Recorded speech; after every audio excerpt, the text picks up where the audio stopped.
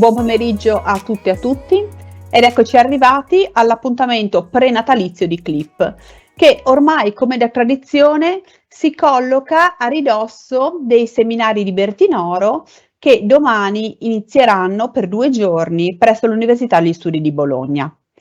Mi fa piacere introdurre qui il nostro evento di oggi in cui parleremo di mobilità professionale. Allora, come sempre, la nostra guida nella materia, il professor Boscati, a cui cedo la parola. Grazie, innanzitutto buon pomeriggio, ma questo pomeriggio abbiamo come ospiti i colleghi dell'Università di Macerata, il professore Olivelli e il professore Di Lamena. La professoressa non è affiata della Sapienza romana, anzi la romana è la Sapienza, quindi le professioni persiane. Trattiamo di un tema molto, molto caldo e interessante, della mobilità professionale, su cui nel 2021-2022 abbiamo avuto degli interventi importanti e l'affrontiamo in una prospettiva non meramente esegetica delle norme, ma una prospettiva esegetico-applicativa, cioè capiamo in buona sostanza, cerchiamo di capire quello che sono quelle che sono state le modifiche dell'articolo 30, in una prospettiva di mobilità coniugato al tema professionalità. Questo credo che sia il valore aggiunto, l'aspetto importante della lezione, dell'intervento, insomma, degli interventi odierni. E partiremo, partirò un intervento su Olivelli che ci parlerà esattamente del tema della mobilità professionale nella logica dell'articolo 30 e nella logica della implementazione delle norme in una prospettiva applicativa. Passeremo poi alla professoressa Fiata, la quale proseguirà approfondendo questo tema con particolare attenzione anche ai temi del PNRR e alle novità del PNRR, alla mobilità dei dirigenti, al tema dei comandi e distacchi, altro tema dato molte volte per scontato, ma che in sede applicativa pone non poche questioni, perché tutti sappiamo, siamo bravi a dire che ci sarà una riduzione dei comandi, il problema è capire la differenza tra comandi e distacco, il problema è di capire in concreto questo cosa voglia dire, e poi concluderemo col professore Villamena, il quale tratterà il tema della giurisdizione, anche con alcuni accenni probabilmente contratti collettiva, fondamentalmente giurisdizione, che è un altro tema estremamente caldo, perché la normativa è cambiata e soprattutto il problema che si pone è di capire quali azioni possa fare o non possa attivare il lavoratore, soprattutto, ne parlavamo prima, la discussione che abbiamo avuto amabilmente prima di iniziare, tutta la problematica relativa alle posizioni infungibili, motivatamente infungibili, e a comportamenti dell'amministrazione non propriamente, diciamo, veloci e attivi. C'è un problema definitorio, un problema di tempi, quindi un problema di capire che cosa si sarebbe dovuto fare, quali sono le azioni, chi è il giudice competente, perché ovviamente questo pone un problema anche, credo, ma ascolteremo con grande piacere, e di petitimo sostanziale, cioè di che cosa io concretamente chiederò davanti all'autorità giudiziaria. Io mi fermo perché voglio ascoltare con grande attenzione gli interventi e cedo ringraziando tutti e tre, uso il maschile, quindi sarò immediatamente, come dire, punito dalla collega Zilli, e cedo la parola al professor Olivelli per la prima relazione. Grazie Filippo. Buonasera a tutti, grazie dell'invito, grazie al professor Boscati, grazie alla professoressa Zilli per questo invito al secondo ciclo di seminari CLIP. Il tema che è stato assegnato al gruppo che coordino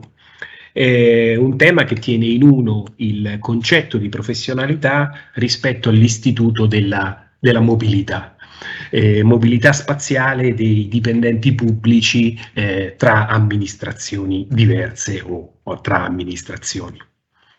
La questione, il tema della professionalità nell'ambito del diritto del lavoro, come è noto, tiene conto di due capisaldi ben distinti l'uno dall'altro: la professionalità intesa come diritto alla salvaguardia della dignità professionale del lavoratore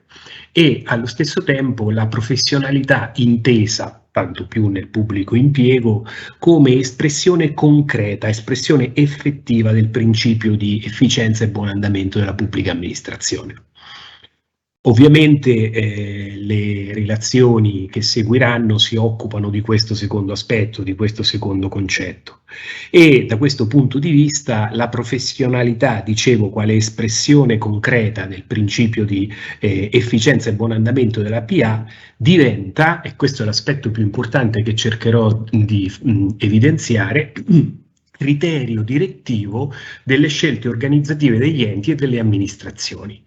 Le loro scelte amministrative organizzative interne devono ovviamente tener conto della professionalità del capitale umano. Altresì c'è un comitato di pietra di cui non trattiamo e di cui non parliamo oggi, che è ovviamente il risparmio di spesa, che è l'altro criterio cui le amministrazioni ovviamente debbono sottostare, ma questo rimane come elemento fondante di ogni scelta organizzativa e quindi implicito rispetto a quello che verrò per dire.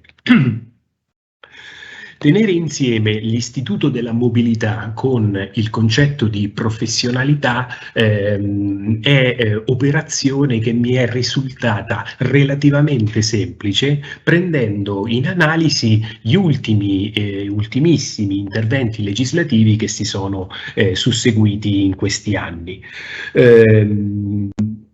Esplicitamente il concetto di mobilità il concetto di professionalità trattato in uno con l'istituto della mobilità effettivamente viene ad essere esplicitamente trattato soltanto dal novellato articolo 6 del testo unico del pubblico impiego. Novellato, faccio riferimento alla riforma del 2017.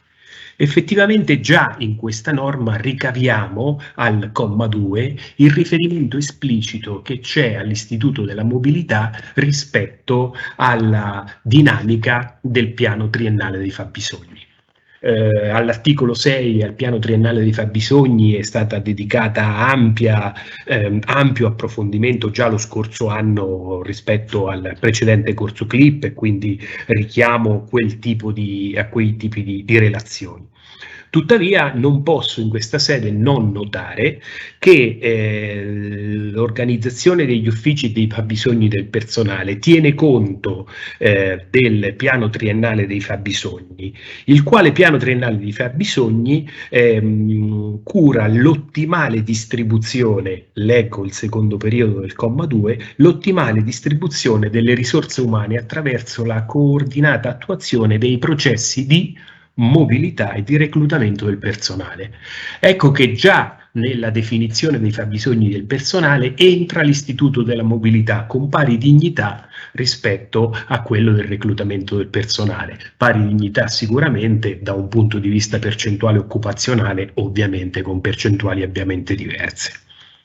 In realtà però quello che mi preme sottolineare per introdurre questa giornata di oggi non è tanto l'aspetto della ottimale distribuzione delle risorse umane, perché l'ottimale distribuzione delle risorse umane, per quel che posso ritenere io di per sé, è un valore neutro, perché magari un ente ha un'ottimale distribuzione di risorse ma è del tutto inefficiente. Ciò che conta invece è l'incipit del comma 2 dell'articolo 6, e cioè lo scopo per il quale le pubbliche amministrazioni curano quella ottimale distribuzione, e cioè ottimizzare l'impegno di risorse pubbliche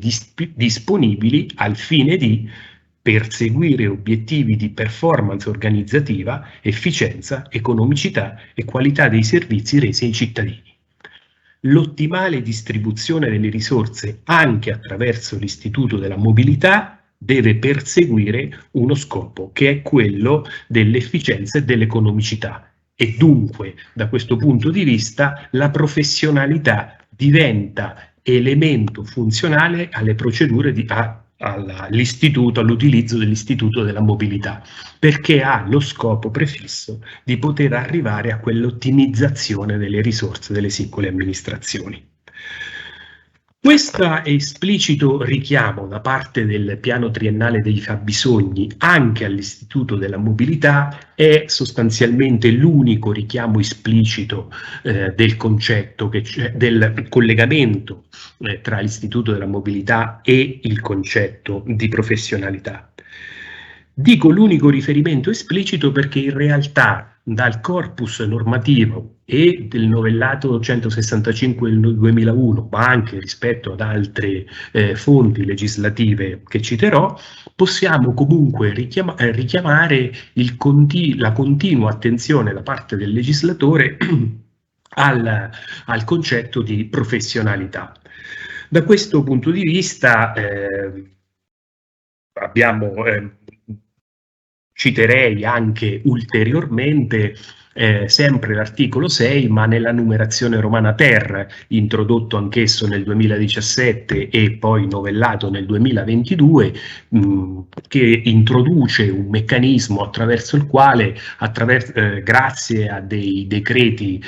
o dei regolamenti emanati dal Ministero, le pubbliche amministrazioni debbono attenersi a degli schemi, a delle linee di indirizzo nella gestione e organizzazione del personale, dei propri fabbisogni, che tengano conto delle nuove competenze e delle nuove capacità del personale da assumere, tenendo conto appunto della transizione digitale ed ecologica della pubblica amministrazione,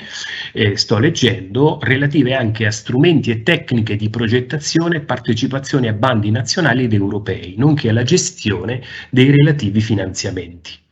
Ecco dunque che anche da questo punto di vista in via indiretta vengono fuori elementi di professionalità e anche di conoscibilità da parte del personale che debbono essere collegati alla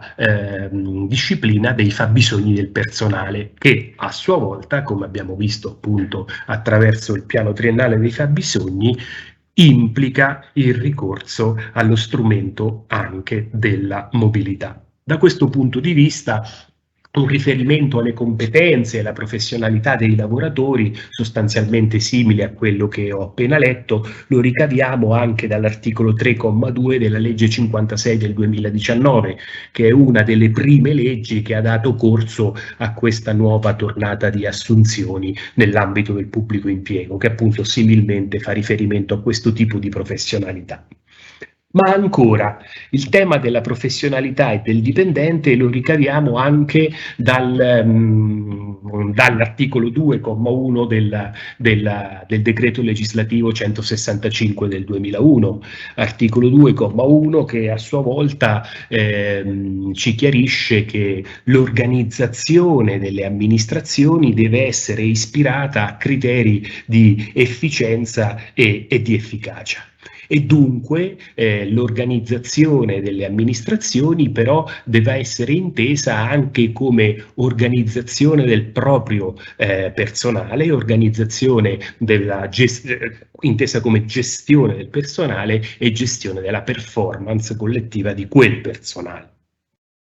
Quindi, come vedete, il tema della professionalità viene ad essere continuamente richiamato, della professionalità richiesta, della competenza richiesta, viene ad essere continuamente esplicitato da una serie di disposizioni, e invece l'istituto della mobilità viene ad essere ricompreso in via indiretta all'interno appunto degli strumenti che possono perseguire quel tipo di professionalità. In ultimo, non posso fare a meno di tener conto di quanto previsto dal PIAO. Come è noto, ormai do quasi per assodato la conoscenza del PIAO, visto che se ne è parlato peraltro anche nella prima lezione di questo ciclo di seminari. Come è noto, anche qui sempre l'articolo 6, in questo caso però del DL 80 del 2021, ha introdotto questo strumento che è il piano integrato di attività e di organizzazione, che a livello concettuale è uno strumento che a me piace molto, perché perlomeno come livello di impostazione del problema è un'impostazione finalmente di tipo integrato e dinamico che tiene conto di tutti gli aspetti, cioè insomma ben sappiamo quali sono i vari aspetti che debbono essere coordinati dal PIAO, dalla formazione all'anticorruzione, al lavoro a distanza e ovviamente anche la gestione del fabbisogno del personale. L'introduzione del PIAO però è funzionale anche alla gestione, al coordinamento del concetto di professionalità insieme all'Istituto della Mobilità, e da questo punto di vista sono importanti i concetti, le parole che vengono fuori dalle lettere B e C del comma 2 dell'articolo 6.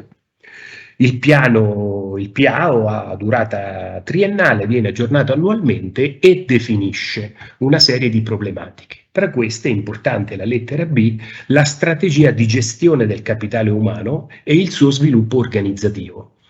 La gestione del capitale umano delle amministrazioni non può che evidentemente comprendere anche la gestione dell'accesso all'amministrazione medesima, ivi compresa anche l'Istituto della Mobilità. Da questo punto di vista richiamo anche quanto poi detto dalla professoressa Nicosia in tema di project management e di benessere del personale interno, ma anche del personale in mobilità. E altresì però project management significa anche un approccio di tipo appunto manageriale nella gestione del personale medesimo.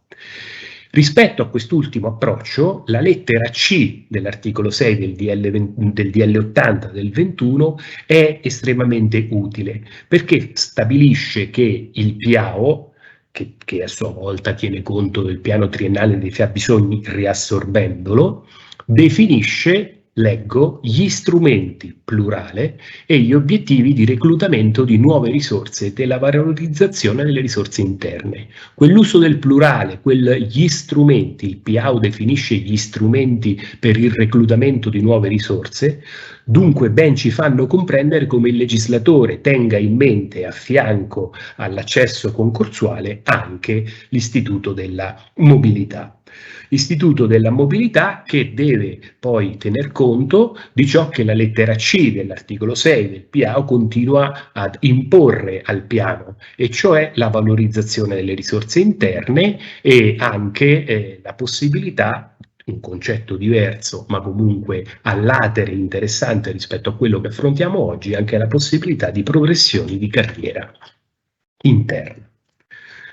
Ecco, da questa breve ricognizione di fonti esterne ed estranee all'articolo 30 del decreto legislativo 165 del 2001, io sostanzialmente ricavo, per me emerge chiaramente che il concetto di professionalità è funzionale all'organizzazione e alla miglior gestione dell'organizzazione degli uffici.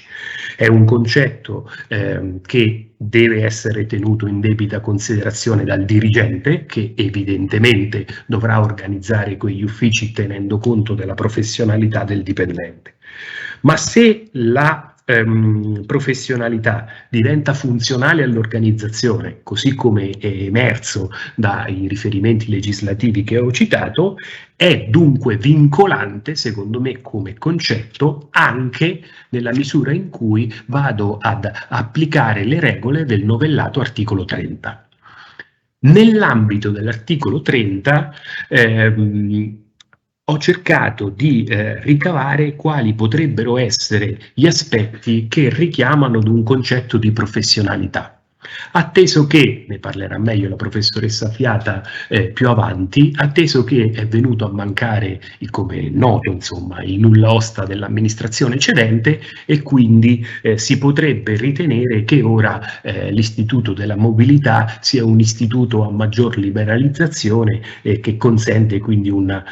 maggior circolazione dei dipendenti. Tuttavia io ritengo che la conclusione a cui sono giunto analizzando quei testi di legge di cui vi dicevo, e cioè professionalità funzionale alla migliore organizzazione degli uffici e dunque elemento che deve essere tenuto in debita considerazione, se non l'unico, se non vogliamo considerare anche il risparmio di spesa per quel che concerne il ricorso all'Istituto della Mobilità, dicevo, reputo che acquisisca importanza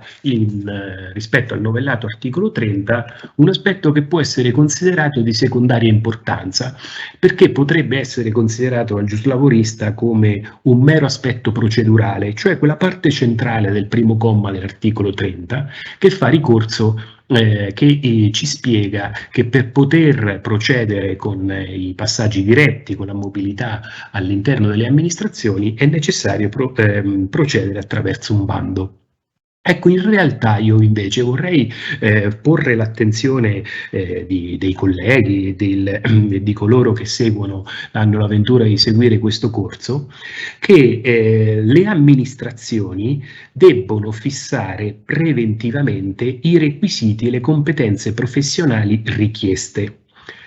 Altresì nel bando è evidenziato che debbono essere indicati i requisiti che il lavoratore deve possedere. In questo senso io vorrei valorizzare questo aspetto della norma, perché a mio modesto avviso è da qui che emerge il fatto che il passaggio da un'amministrazione all'altra non avviene quasi come se fosse un diritto potestativo del lavoratore a domanda del lavoratore, tanto più che non c'è più il nulla osta, ma avviene solo sulla base dei preventivi requisiti e competenze professionali richieste. Del resto tutto ciò fa il paio il comma 1 quater, sempre dell'articolo 30, introdotto recentissimamente a giugno del 22, per il quale la domanda del lavoratore fa un po' sorridere questo aspetto, però secondo me può essere messo nella medesima cornice. La domanda del lavoratore deve essere allegata con il suo curriculum vitae, proprio a testimonianza del fatto che la scelta da parte dell'amministrazione cessionaria deve avvenire sulla base delle competenze del lavoratore. Perché ho parlato di scelta? Innanzitutto sottolineo il fatto che il legislatore ha fatto ricorso alla terminologia bando, comunque un aspetto ad evidenza pubblica, che presuppone due capisaldi, due principi. Uno, il fatto che debba esserci comunque una selezione di personale, e due, che ci debbano essere delle norme e dei richiami alla trasparenza della procedura adottata.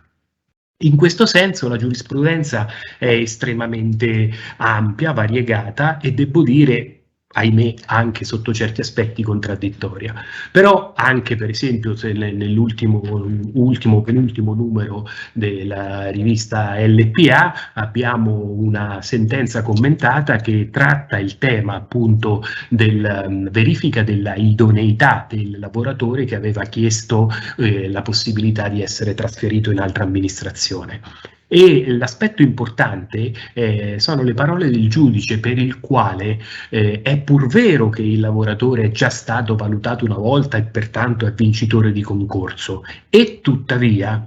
la possibilità di selezionare, o meglio di verificare l'idoneità di quel soggetto a poter ricoprire un ruolo presso altra amministrazione non solo è un aspetto lecito, ma, parole del giudice, è assolutamente opportuno anche in virtù dell'articolo 97 della Costituzione, proprio perché la verifica della competenza e dunque della professionalità del lavoratore è elemento fondante per ciò che concerne il ricorso all'istituto della mobilità. Al di là di ciò, questo aspetto, cioè la professionalità e la sua verifica, anche rispetto alla mobilità, secondo me è una conclusione che deve essere tanto più valida anche per ciò che concerne il comma 2 dell'articolo 30, e cioè l'istituto della cosiddetta mobilità obbligatoria. Reputo da questo punto di vista che le conclusioni tracciate prima, cioè che appunto la professionalità diventa funzionale alla migliore organizzazione degli uffici e quindi se ne debba tener conto anche in caso di mobilità tra amministrazioni, valga nella misura in cui c'è, o forse dovremmo usare il condizionale, ci sarebbe il trasferimento d'ufficio per mobilità obbligatoria, tanto più quando questo è disposto, come è disposto attualmente, senza il rispetto dei criteri di cui all'articolo 2103, senza quelle ragioni organizzative, tecniche e quant'altro, proprio perché evidentemente l'unica ragione sottesa deve essere quella del rispetto della professionalità. Tanto più nella seconda o nell'alternativa ipotesi, sempre della mobilità obbligatoria, dell'accordo tra amministrazioni, che evidentemente presuppone una rispettiva valutazione dei rispettivi dirigenti circa la funzionalità del lavoratore rispetto alle richieste dell'amministrazione cedente cessionaria. Ecco, io con questo concludo il mio intervento, cercando di aver introdotto il tema della professionalità come funzionale all'Istituto della Mobilità, e cedo la parola al professor Boscati per il prosieguo dell'incontro. Grazie Filippo. Io in realtà faccio semplicemente il passaparola, il passatestimone. È emerso in maniera estremamente chiara quello che tu hai voluto esplicitare, cioè questo legame e questa, diciamo, qua è la domanda sarebbe finalizzazione o funzionalizzazione della professionalità a organizzazione, perché qua sposta un po' le cose, nel senso di questo sempre necessario collegamento tra diritto privato e diritto pubblico e individuazione del punto di confine. E una cosa che mi ha fatto piacere personalmente è che ha valorizzato questo piano, nel senso che io penso di essere l'unico che lo valorizzasse, invece sono in buona compagnia, nel senso che le espressioni sono da molte parti critiche. Io credo, come disse qualcuno di molto molto più autorevole di me, l'idea è molto buona, il problema può essere l'implementazione, ma in questo, diciamo, in questo legame, in questa diciamo, funzione sicuramente emerge tutta la funzionalizzazione della scelta del personale rispetto, e non finalizzazione, scelta del personale rispetto a quello che è il rispetto di quelle che sono esigenze di efficienza e efficacia dell'azione pubblica amministrazione, oltre che di economicità. C'è nella direzione dello spostamento verso le competenze. Poi magari alla fine dirò qualche cosa sui bandi di mobilità, dove nella prassi applicativa, non voglio rubare eventualmente considerazioni ad altri, la prassi applicativa mi sembra qualcosa di patologico, cioè nel senso che sono stati dei bandi del nome bando, che comunque è privatistico, utilizzati non tanto per scegliere ma per non scegliere, e questo è un punto di tensione. Mi taccio, ringrazio il professor Olivelli e passo con enorme piacere la parola al professor Safiata, che ci continuerà insomma, sull'onda tracciata dal professor Olivelli. Grazie Emanuela, a te la parola. Buonasera a tutte e a tutti, grazie mille per l'invito davvero di cuore al professor Boscati e alla professoressa Zilli, e grazie per l'introduzione del professor Olivelli. Io cercherò, appunto, come ha anticipato il professor Boscati, di proseguire su questa linea, cioè cercando di individuare quelli che sono i collegamenti tra la disciplina e l'istituto della mobilità individuale e la professionalità del lavoratore, cui del resto è dedicato il ciclo di incontri di questa edizione. Non senza però prima essermi soffermata qualche minuto su una premessa a mio avviso importante, cioè quella per cui la disciplina della mobilità dei dipendenti pubblici privatizzati è da sempre oggetto di intervento nelle varie riforme della pubblica amministrazione, per molteplici ragioni. Innanzitutto perché si tratta di un istituto che risponde ad esigenze fondamentali, quali, come ha già detto il professor Olivelli, il soddisfacimento del fabbisogno professionale delle amministrazioni e quindi della disciplina contenuta negli articoli 6 e seguenti del decreto legislativo 165 del 2001, ma anche quella di una più razionale distribuzione delle risorse umane all'interno dell'amministrazione o tra le amministrazioni, nonché il contenimento della spesa pubblica e l'interesse individuale del dipendente di trovare una collocazione lavorativa più consona alle proprie esigenze professionali o personali. Il tema della mobilità dunque è un tema importante perché l'istituto potrebbe essere definito come un crocevia nel quale si incontrano e si scontrano l'interesse individuale del lavoratore pubblico alla sua, possiamo dire così, inamovibilità, alla sua storica inamovibilità o alla realizzazione di esigenze personali da un lato, e dall'altro l'interesse pubblico dell'amministrazione all'imparzialità e al buon andamento, sancito nell'articolo 97 della Carta Costituzionale. O infine il terreno di scontro tra più lavoratori, quindi tra più interessi dei singoli che aspirano a ricoprire il posto vacante.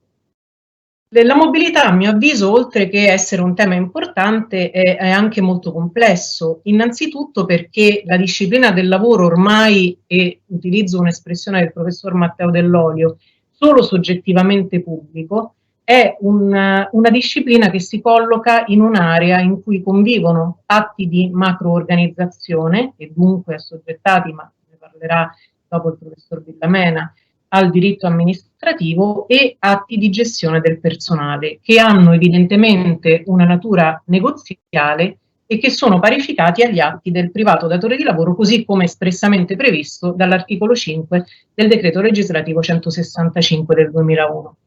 Ma il tema, e chiudo questa mia breve premessa, è importante e complesso anche per i continui e disorganici interventi del legislatore, che hanno costantemente modificato la disciplina, ad esempio dell'articolo 30 del testo unico del 2001, ma non solo, che fanno emergere anche la necessità di una razionalizzazione, di una semplificazione, di un riordino della disciplina della mobilità, che peraltro, a dire il vero, a ben vedere, era già stato sollecitato dal nostro legislatore con il decreto legge numero 98 del 2011, e più di recente è stato anche oggetto di una specifica raccomandazione da parte del Consiglio dell'Unione Europea nel 2017. Ora, l'istituto della mobilità, come era prevedibile, visto che è stato oggetto di tutte le riforme della pubblica amministrazione, se non ricordo male l'articolo 30 del 165 è stato modificato per ben 12 volte a partire dalla prima privatizzazione del decreto 29 del 93, è stato, dicevo, come era prevedibile, oggetto anche di interesse del PNRR, del nostro piano nazionale di ripresa e di resilienza, che nel disegno di riforma della pubblica amministrazione assegna un ruolo di particolare rilievo alle persone, alle competenze e alla professionalità. E qui provo a proseguire il discorso già iniziato dal professor Olivelli. Perché il nostro PNRR, muovendo da una importante constatazione, che è quella secondo cui sulle persone si gioca il successo delle riforme, parte però da una altrettanta amara considerazione, e cioè quella per cui la mancanza di una gestione di competenze che finora ha caratterizzato gran parte della programmazione del fabbisogno di personale delle amministrazioni e nella distribuzione delle risorse umane al loro interno, riduce spesso la appunto programmazione del fabbisogno del personale, la pianificazione del fabbisogno ad una semplicemente sostituzione del personale che è cessato dal servizio e che quindi deve essere rimpiazzato, senza fare una particolare attenzione a quelle che sono le professionalità che vengono richieste. In più, sempre secondo la prospettiva del PNRR, l'assenza di una comune descrizione, di una, se vogliamo, comune tassonomia di descrizione di professionalità presenti all'interno dell'amministrazione da un lato e che invece si rendono necessarie dall'altro per appunto reclutare nuovo personale, non rende possibile e anzi ostacola in qualche modo anche il ricorso alla mobilità. Ed è questo il motivo per cui nella logica del PNRR è opportuno, e questa opportunità è emersa nei decreti 80 del 2021 e nel decreto 36 del 2022, scusate, su cui mi soffermerò, è emersa la necessità appunto di adottare delle misure legislative che possano essere finalizzate a rimuovere alcuni impedimenti normativi che consentono l'accesso alla mobilità. Attenzione, mobilità sia orizzontale, quindi quella a cui sarà dedicato il nostro incontro di oggi pomeriggio, cioè il passaggio diretto di personale da un'amministrazione all'altra, che sia dello stesso comparto, che sia di un comparto diverso, ma anche l'attenzione del PNRR è dedicata alla cosiddetta mobilità verticale, cioè al riconoscimento delle progressioni di carriera, delle professionalità, il tema anche delle elevate professionalità che sono state introdotte nel nostro ordinamento anche nei recenti contratti collettivi e di comparto delle pubbliche amministrazioni, al quale però, se non ricordo male, saranno dedicati altri 2 seminari di questo ciclo di Ora, le competenze nella logica del PNRR sono così importanti che compaiono circa 200 volte all'interno dell'intero testo e proprio per realizzare le riforme della pubblica amministrazione al fine di reclutare le migliori competenze, di individuare le competenze necessarie per il migliore espletamento del servizio reso dalla pubblica amministrazione, la riforma, peraltro trasversale a tutto il PNRR della pubblica amministrazione, si muove, sinteticamente potremmo così dire, su 4 assi principali. Il primo è quello del reclutamento e non è questo il tema e non è questa la sede per affrontare il tema del reclutamento, ma consentitemi di poi tracciare qualche riflessione nella parte finale del mio intervento, perché necessariamente e inevitabilmente il reclutamento si intreccia ed è connesso con il tema della mobilità, non fosse altro che per le regole oggi in parte temporaneamente disapplicate della necessità del previo esperimento del concorso pubblico prima di poter, del previo esperimento delle procedure di mobilità prima di poter ricorrere al concorso pubblico e dunque al reclutamento di nuovo personale. E quindi un primo tema, un primo filone è quello del reclutamento. Il decreto 80 in particolare ha introdotto delle procedure di reclutamento molto più snelle, ha ridotto i tempi, ha sospeso l'obbligo di adottare e ricorrere alle procedure di mobilità prima di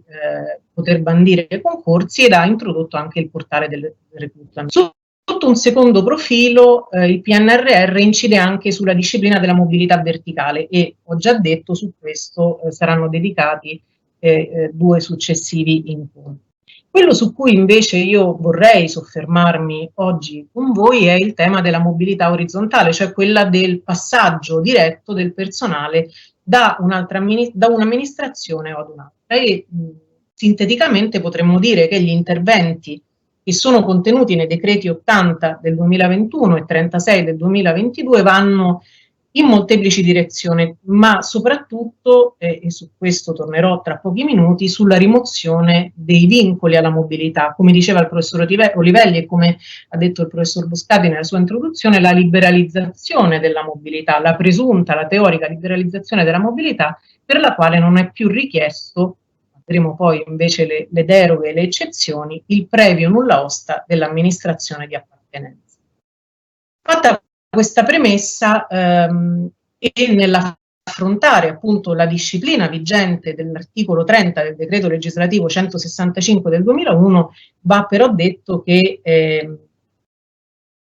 molteplici sono state le riforme. Penso solo, e molteplici sono state le aree di intervento di modifica dell'articolo 30. Penso, le ha citate, ne ha parlato il professor Olivelli prima, alle modifiche in ordine alla pubblicità dei bandi. Noi sappiamo che l'esigenza di rendere pubbliche e trasparenti le procedure di mobilità, un'esigenza che nel nostro ordinamento non è di recentissima introduzione, perché già il legislatore con il decreto 150 del 2009 aveva imposto la pubblicità dei bandi, però in questo solco il nostro ordinamento continua a perseguire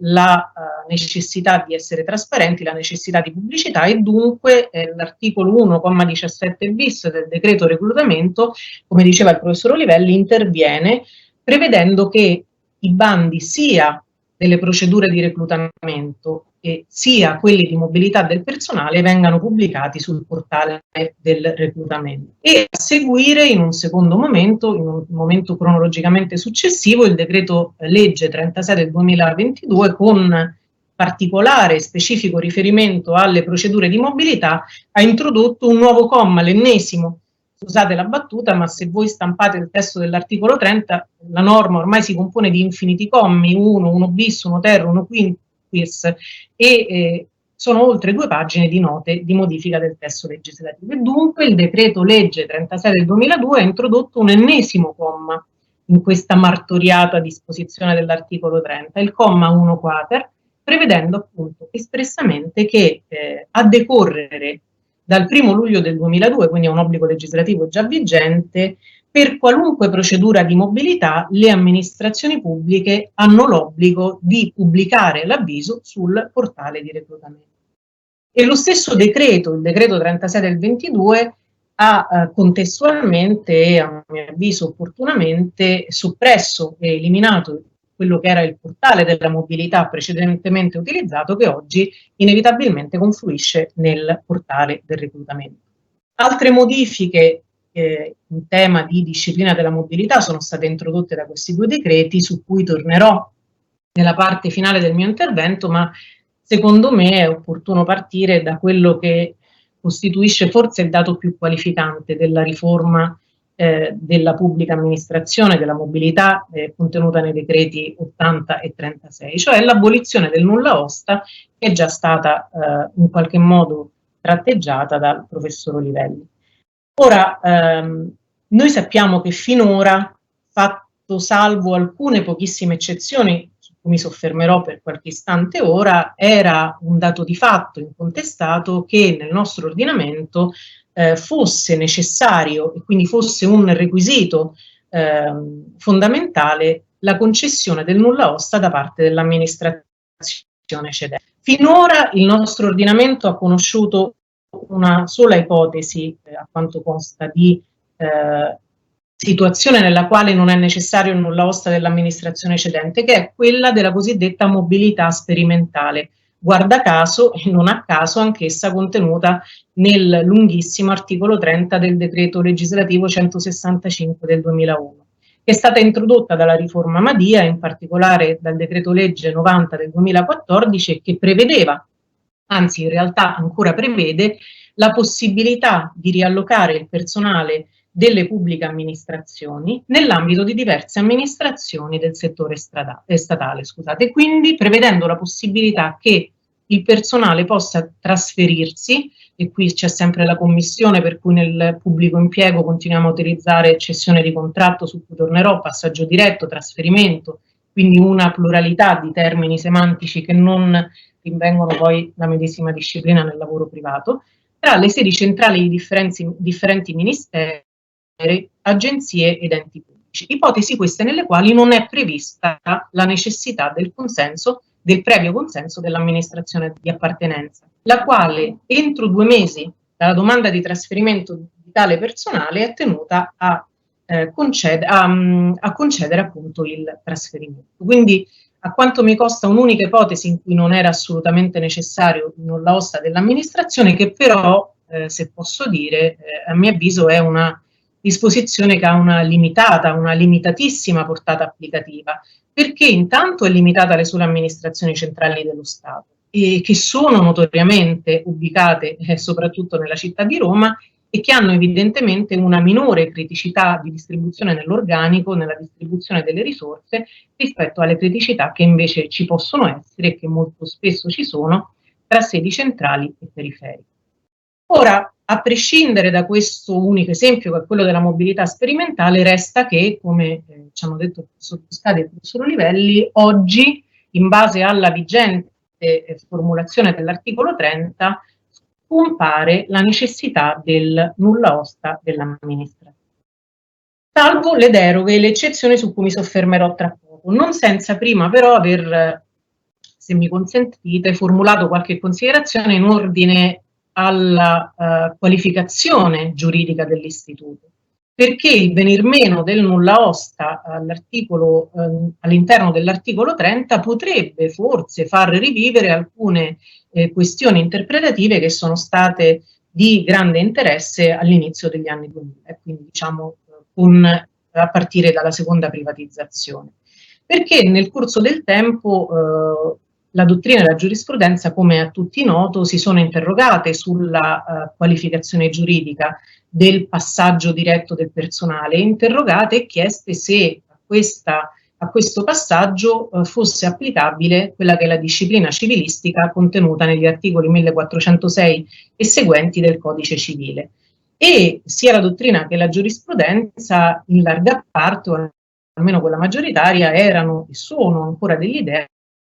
che si tratti appunto di una cessione di contratto che si caratterizza appunto per la presenza dei requisiti previsti dalla disciplina civile. Peraltro le questioni interpretative sono venute meno quando, con la legge 246 del 2005, per la prima volta nel corpo, nel testo dell'articolo 30, è stato espressamente previsto dal legislatore il riferimento alla cessione di contratto. Dunque la questione interpretativa si era sopita fino al 2014, quando sempre quando la riforma Madia ha inserito, anzi o meglio, ha reinserito nel corpo dell'articolo 30 la formula passaggio diretto di dipendenti in luogo di appunto cessione di contratto. Nonostante questo, e dunque nonostante il venir meno della formulazione letterale di cessione del contratto nell'articolo 30, c'è da dire che, a mio sommesso avviso correttamente, la dottrina e la giurisprudenza hanno continuato a ritenere applicabile l'istituto. Ora il dubbio che potrebbe porsi, o quantomeno la questione che si potrebbe riproporre è se viene meno il nulla osta dell'amministrazione cedente e dunque se viene meno uno dei tre elementi, una delle tre condizioni richieste dalla disciplina civilistica per la cessione del contratto, siamo ancora in un'ipotesi di cessione del contratto oppure no? Ora chiaramente non sta a me rispondere a questo quesito, mi viene però da dire che se così non fosse e se ci fosse una novazione del rapporto, il dipendente pubblico avrebbe sicuramente molto da perdere, dunque probabilmente questo comporterebbe un elevatissimo disincentivo al ricorso della mobilità individuale.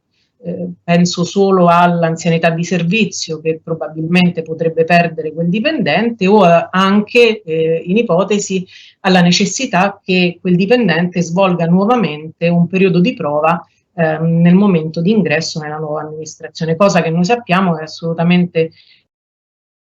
vietata non solo dalla contrattazione collettiva ma anche dalla giurisprudenza prima, nell'ipotesi di mobilità individuale. C'è una cessione di contratto e dunque quel dipendente si porta dietro tutti i diritti acquisiti nel corso del pregresso rapporto. E quindi questa è, a mio avviso, una questione forse teorica, ma non solo teorica, che potrebbe anche eventualmente dare luogo a futuri contenziosi su cui forse potrebbe essere opportuno riflettere.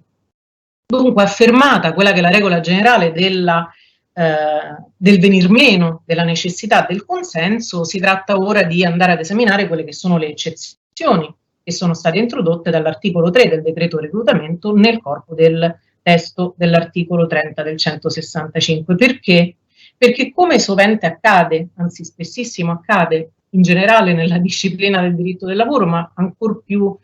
frequentemente nella disciplina del lavoro pubblico privatizzato, accanto alla regola generale c'è poi un profluvio, un insieme, un coacervo di eccezioni alla regola generale.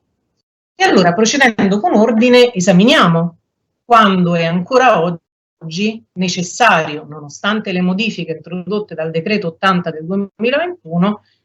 richiedere il nulla osta dell'amministrazione. L'articolo 30 ne prevede espressamente 3, che sono quelle relative alle posizioni dichiarate motivatamente infungibili dall'amministrazione cedente, se si tratta di personale assunto da meno 3 anni e infine se la mobilità può determinare una carenza di personale di organico superiore al 20% nella qualifica che è chiaramente quella corrispondente e coincidente con quella che viene richiesto dal soggetto che vuole passare ad un'altra amministrazione. Ora anche qui qualche brevissima considerazione. Sulla terza forse non c'è moltissimo da dire sul piano interpretativo, è una regola, è un criterio tra virgolette oggettivo che ci dice se quella professionalità comporta una carenza d'organico superiore a una X percentuale è necessario che l'amministrazione dia il consenso. Sulle prime due però vorrei con voi manifestare qualche perplessità più che formulare delle riflessioni. La prima, quella relativa alle posizioni motivatamente infungibili. Se non erro, il legislatore ci dice che in questo caso è necessario richiedere il consenso, quando si tratta di una posizione che dall'amministrazione con un provvedimento motivato viene dichiarata infungibile. Ora, se questo è vero, come è vero, il dipendente che richiede in questo caso il nulla osta, si tratta di un dipendente che è infungibile, potremmo dire necessario a quell'amministrazione. Allora mi chiedo, viene da chiedermi, e non ho sinceramente una risposta, mi viene da pensare che forse si tratta più di un caso di scuola o una interpretazione formulata male dal nostro legislatore, perché se una pubblica amministrazione motiva una posizione come infungibile e quindi come una professionalità che non si può perdere, mi chiedo come poi possa concedere il nulla osta a quel dipendente che vuole uscire da quell'amministrazione per entrare in un'altra. Evidentemente anche qui sempre in danno di quello che è il servizio reso da quell'amministrazione e in danno dei principi di efficienza e di efficacia dell'agire amministrativo. E questo per quanto riguarda la prima delle eccezioni. Sulla seconda, anche qui qualche perplessità. Più che perplessità, la seconda ipotesi, che è quella che richiede la necessità del consenso dell'amministrazione per i dipendenti che sono assunti da meno di 3 anni, si pone forse più che appunto una perplessità, un problema di coordinamento. Perché? Perché, come è a tutti noto, il nostro ordinamento conosce già da lungo tempo ipotesi che blindano il dipendente nella sede in cui viene inserito dopo aver superato il concorso pubblico. Penso all'articolo 35,5 bis del decreto 165, che prevede espressamente, che è stato peraltro inserito già da qualche anno nel nostro ordinamento, dal 2005 se non ricordo male, e che prevede espressamente che il vincitore di concorso deve permanere nella prima sede di destinazione per un periodo non inferiore ai 5 anni, e a questa norma, che è quella di carattere generale, si affiancano poi le solite eccezioni. Ci sono altre disposizioni contenute in una legge del 2016 per il personale di ricerca, che prevede un vincolo non inferiore ai 3 anni, in deroga ai 5 stabiliti dall'articolo 35,5 bis e così via. Però, insomma, per farla breve, la regola generale è quella per cui il dipendente pubblico, una volta che supera il concorso, deve rimanere nella sede di destinazione per almeno 5 anni. E quindi, secondo me, si pone un problema di coordinamento, perché abbiamo da un lato un obbligo di rimanere per 5 anni, dall'altro un legislatore che dice è necessario chiedere il nulla osta, leggendo al contrario quella disposizione, se il dipendente ha meno di 3 anni di anzianità di servizio, e dunque, leggendola al contrario, potremmo dire che allora se quel dipendente ha 3 anni e 1 mese o 3 anni e 2 mesi di anzianità non è più necessario chiedere il nulla osta. E come si concilia questa previsione con quella invece contenuta nell'articolo 35,5 bis? Anche questa è una questione aperta. In realtà c'è stata una circolare della funzione pubblica, se non ricordo male, del marzo 2022, che è intervenuta in risposta a un quesito formulato da un comune, perché un'altra disposizione di carattere speciale è quella per i comuni, introdotta dallo stesso decreto reclutamento, dove dice che per gli enti locali, in caso di prima assegnazione, il dipendente non può muoversi per 5 anni. Lì la funzione pubblica, se posso dire piuttosto frettolosamente, si è limitata a chiarire che si tratta di 2 disposizioni che, seppure inserite in un contesto, inserite dallo stesso decreto legislativo, si collocano su 2 piani diversi, e che dunque nulla vieta all'amministrazione di concedere il passaggio a quel dipendente. Ma a mio avviso questa circolare non risponde al quesito di fondo, che è come si concilia la richiesta di spostarsi di quel dipendente una volta che ha un'anzianità di servizio tra i 3 e i 5 anni.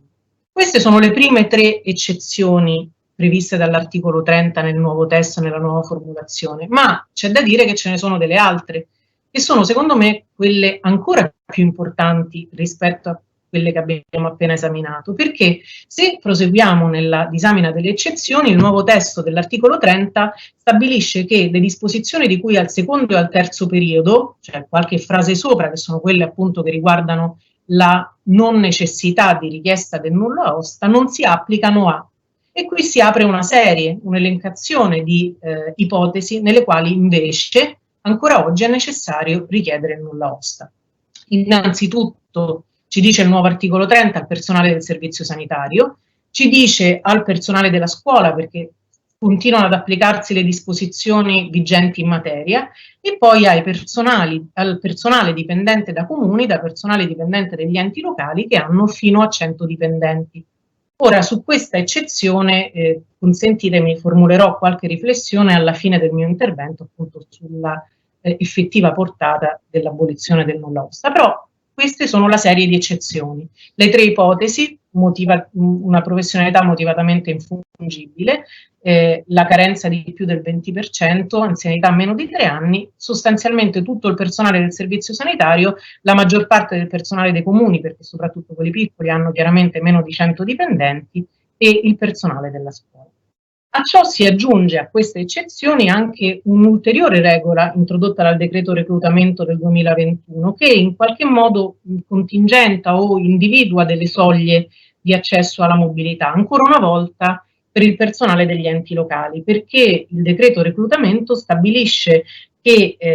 per i comuni che hanno un numero di dipendenti tra i 100 e i 250 è possibile una mobilità che ha una percentuale che corrisponde a una percentuale del 5% degli organici, per quella qualifica evidentemente, e per amministrazioni invece comunali o di enti locali che hanno un personale che arriva fino a 500 con una soglia massima del 10%. In più, sempre il decreto reclutamento stabilisce che la cessione del personale, anche laddove non è richiesto il preventivo nulla osta dell'amministrazione cedente, possa essere differita per un periodo di tempo contingentato, che è relativo a 30 giorni successivi all'assunzione per gli enti locali e fino a un massimo di 60 giorni invece dalla richiesta dalla ricezione dell'istanza di passaggio per tutte le amministrazioni diverse. Questa dunque è la novella legislativa che ha modificato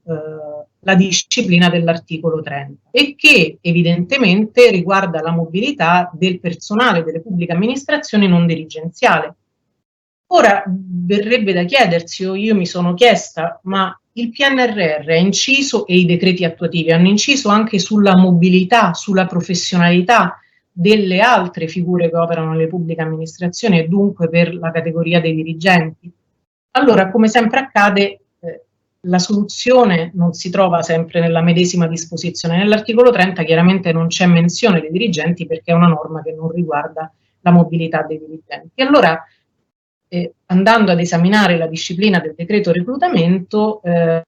mi è balzata agli occhi la variazione, la modifica legislativa che riguarda la possibilità di conferire gli incarichi dirigenziali, sia quelli a soggetti esterni all'amministrazione, quindi quelli di cui al 19,6 del decreto legislativo 165 del 2001, sia quelli previsti invece dal comma 5 bis dell'articolo 19, cioè gli incarichi dirigenziali che possono essere conferiti a dirigenti non di ruolo di quell'amministrazione, ma dirigenti di altre amministrazioni. Bene, vado veloce. Questa modifica legislativa consente di raddoppiare la percentuale degli incarichi dirigenziali a soggetti esterni e su questa non mi soffermo perché non incide a mio avviso sulle mie riflessioni, mentre sulla seconda categoria, cioè sugli incarichi conferiti già a dirigenti di ruolo ma di amministrazioni pubbliche, viene meno la percentuale prevista attualmente dal legislatore, perché attualmente la disposizione, l'articolo 19,5 bis del decreto legislativo 165 prevede che si possono conferire fino a un 15% di incarichi dirigenziali per i dirigenti di ruolo di prima fascia e un 10% per quelli appartenenti alla seconda fascia, percentuale che poi può essere in determinate ipotesi incrementata. Bene, con l'entrata in vigore del decreto reclutamento vengono meno queste percentuali perché cessano di avere efficacia per espressa previsione dell'articolo 3 del decreto 80 e dunque, a mio avviso, il venir meno di questi limiti percentuali e quindi la possibilità di ricorrere senza alcun paletto, senza alcun contingentamento al conferimento di incarichi dirigenziali ad altri dirigenti pubblici non presenti nell'amministrazione potrebbe in qualche modo agevolare il riconoscimento della professionalità di questi dirigenti e incrementare appunto il ricorso alla mobilità seppure temporanea di questi dirigenti. Chiaramente con conseguente diminuzione a questo punto degli incarichi dirigenziali di cui al 19,6 e dunque una diminuzione di quelli che sono gli incarichi che potrebbero essere conferiti a soggetti che non appartengono ad alcun ruolo della pubblica amministrazione. Abbiamo analizzato le modifiche dell'articolo 30, abbiamo tratteggiato sia pure velocissimamente e indirettamente quelle che a mio avviso sono le disposizioni che impattano sulla disciplina della mobilità dei dirigenti. Un cenno a mio avviso è opportuno farlo anche con riferimento ad un altro importante istituto che, se vogliamo, concedetemi la battuta, è stato utilizzato molto di più rispetto a quello della mobilità definitiva nel nostro ordinamento, che è quello appunto della mobilità temporanea, ovvero dei comandi e dei distacchi. Noi sappiamo che fino ad oggi la mobilità temporanea è stata, se vogliamo, utilizzata e per taluni in dottrina abusata, proprio per molto spesso soddisfare non solo le dell'amministrazione di destinazione, ma anche per realizzare quelli che sono gli interessi professionali e molto più spesso personali dei dipendenti pubblici. Sta di fatto che in tantissime amministrazioni, anche andando a vedere i dati statistici, fino ad oggi c'è una grandissima presenza di personale in comando e distacco, forse quasi e anche a conferma della difficoltà invece di poter ricorrere a quella che è la mobilità volontaria, e quindi un trasferimento definitivo di un dipendente da un'amministrazione all'altra. Ora,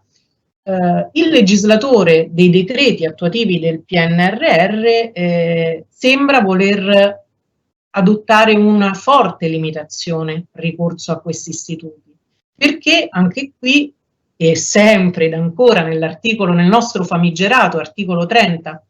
del decreto 165, il legislatore introduce un nuovo comma e va a modificare peraltro un altro comma già presente, che già dettava delle regole in tema di comandi e distacchi, prevedendo un limite molto rigoroso, cioè affermando la regola per la quale è oggi possibile ricorrere ai comandi e ai distacchi solo nel limite del 25% dei posti non coperti all'esito delle procedure di mobilità.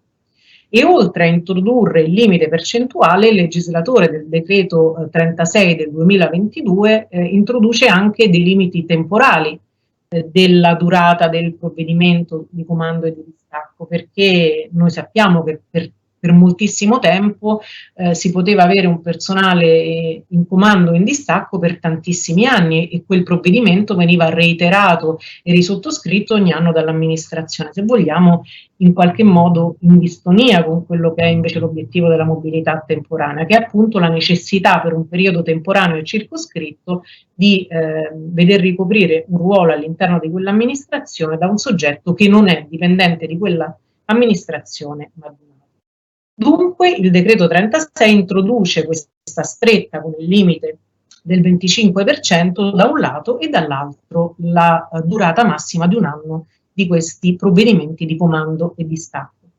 Ora, anche qui, come abbiamo in qualche modo esaminato per la disciplina della mobilità individuale e in particolare della richiesta del nulla osta dell'amministrazione cedente, dicevo, anche qui il legislatore a fianco alla regola generale introduce quelle che sono le eccezioni.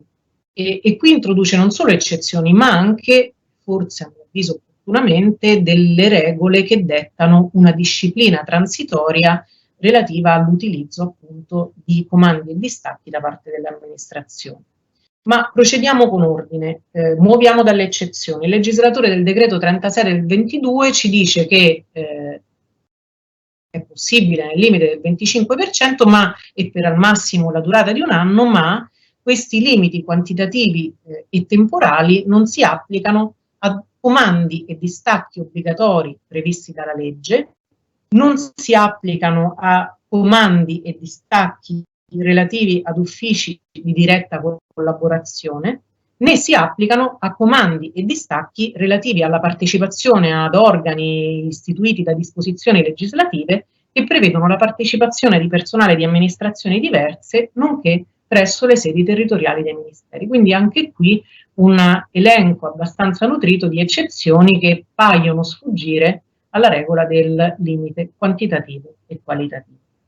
Ma a mio avviso ancora più interessante rispetto alla regola dei paletti e dei limiti quantitativi e qualitativi è invece la disciplina transitoria, introdotta anch'essa dall'articolo 6,2 del decreto legge 36 del 2022.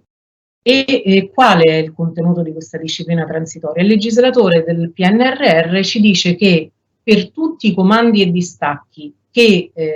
sono in corso alla data di entrata in vigore del decreto 36, e dunque i primi di maggio del 2022, restano ovviamente in corso e cessano alla data del 31 dicembre 2022 o a un'eventuale data di scadenza successiva se il provvedimento di comando o di distacco prevede una durata maggiore a quella del 31 dicembre 2022. Quindi che cosa fa il legislatore? Fa salvi i comandi e i distacchi in corso alla data, forse opportunamente a mio avviso, alla data di entrata in vigore del decreto 36. Forse ancora però più interessante è la seconda regola che introduce la disciplina transitoria, perché oltre a far salvi i comandi e i distacchi esistenti, il legislatore ci dice anche che c'è una possibilità per quelle amministrazioni di trattenere quel dipendente che magari sono tantissimi anni che svolge la propria attività lavorativa presso l'amministrazione, per cui svolge attività in distacco o in comando. Perché sempre l'articolo 6 del decreto 80 ci dice che fino al 31 dicembre del 2022, quindi ancora per qualche giorno, le amministrazioni possono, per coloro i quali svolgono già attività di lavoro in comando o in servizio alla data del 31 gennaio 2022, quindi con un meccanismo che individua una data precedente all'entrata in vigore del decreto, e quindi non è possibile ad hoc stipulare dei comandi e dei distacchi per trattenersi poi il personale con le procedure di reclutamento straordinario, ma solo quelle che erano già in corso alla data del 31 gennaio di quest'anno del 2022. E dunque il legislatore ci dice che è possibile per coloro che si trovano in posizione di comando o di distacco partecipare a procedure di reclutamento straordinarie di inquadramento in ruolo, anche qui sempre e solo per il personale non dirigenziale e ovviamente in deroga alle disposizioni attualmente vigenti e contenute nell'articolo 30 del decreto 165 del 2001. Come, solo un cenno, e qui forse la professionalità appunto viene in gioco, come diceva anche il professor Olivelli, intanto è possibile trattenere nei limiti del 50% della dotazione organica e quindi probabilmente le amministrazioni, qualora decidessero, hanno già deciso o decideranno in questi giorni, non possono trattenere tutto il personale in comando e distacco. Ma come si decide? Allora, si tiene conto dell'anzianità maturata, non l'anzianità di servizio to cure del dipendente pubblico, ma dell'anzianità maturata in comando o in distacco, del rendimento conseguito, dice il legislatore, e della idoneità alla specifica posizione da ricoprire, mentre non è evidentemente richiesto in alcun modo il nulla osta dell'amministrazione di provenienza. Quindi, se posso dire, c'è un'altra ipotesi rispetto a quelle previste dai primi commi dell'articolo 30, nella quale non è necessario che l'amministrazione cedente manifesti il proprio nulla osta, e cioè le ipotesi nelle quali le amministrazioni decidono di ricorrere alle procedure di reclutamento, di inquadramento straordinario che sono appunto previste dall'articolo 6 del decreto 36 del 2022. Ora, queste sono le principali modifiche, a mio avviso, di importanza e di rilievo che sono state introdotte con riferimento alla professionalità dei dipendenti pubblici dai decreti 80 del 2021 e 36 del 2022. Però forse potremmo, anche se abbiamo affrontato solo alcune delle questioni interpretative, molte altre ce ne sono e ce ne saranno, provare a tratteggiare delle riflessioni conclusive per provare a capire se effettivamente questi interventi normativi che si collocano appunto a valle del nostro PNRR possano in qualche modo non solo incentivare la mobilità, che è un istituto che, come abbiamo detto all'inizio, non ha mai riscosso quel successo che era invece nella logica del legislatore in tutte le riforme della pubblica amministrazione, ma anche appunto a cercare di in qualche modo compensare e in qualche modo riconoscere la professionalità dei dipendenti pubblici. Ora, volendo provare a tracciare le fila del nostro discorso e provare a fare alcune affermazioni conclusive, il mio intervento ha preso le mosse in linea di continuità con quello del professor Olivelli sul rapporto che c'è tra mobilità competenza e professionalità, e ho provato anche a tratteggiare quelle che sono le previsioni di riferimento contenute nel PNRR e dunque la necessaria connessione che c'è tra la carriera, la mobilità del personale e la necessità che sia la mobilità orizzontale, dunque del dipendente tra amministrazioni, sia la mobilità verticale possano in qualche modo essere incentivate attraverso questi nuovi strumenti normativi che abbiamo provato a tratteggiare sia pure sinteticamente. E ora, se volessi esprimere quelle che sono le mie prime considerazioni, è che difficilmente, a mio avviso, l'obiettivo di introdurre maggiori elementi di mobilità del personale tra amministrazioni, quantomeno di mobilità orizzontale, potrà essere in qualche modo raggiunta con le disposizioni che abbiamo appena esaminato. E qui consentitemi di fare delle riflessioni che si collocano su 3 diversi distinti. La prima è quella da cui abbiamo preso le mosse, cioè quella relativa al consenso. Abbiamo detto che c'è stata, almeno formalmente, in linea generale, un'abrogazione una eliminazione, scusate, della necessità che l'amministrazione cedente manifesti il suo consenso, ma allo stesso modo abbiamo anche visto come c'è una molteplicità di eccezioni che riducono fortemente, secondo me, la portata applicativa di questa disposizione, perché di fatto ora, dato più, dato meno, circa un 70% del personale pubblico privatizzato finisce non nelle eccezioni, le prime 3, ma finisce semplicemente nei comparti che per espressa previsione legislativa vengono tenuti fuori dalla regola predisposta dai 2 periodi precedenti, cioè dal venir meno del nulla osta, il che significa brutalmente che questa regola va a incidere potenzialmente, perché poi ovviamente sarà necessario verificare quanti ricorreranno a questa nuova formulazione e quindi a quante procedure di mobilità individuale poi si darà corso, ma anche solo sotto il profilo teorico circa il 70%, forse qualcosa in meno, dei dipendenti pubblici ancora è chiamato, in caso di volontà di ricorrere alla mobilità individuale e volontaria di quell'articolo 30, a chiedere il consenso dell'amministrazione di appartenenza. E quindi,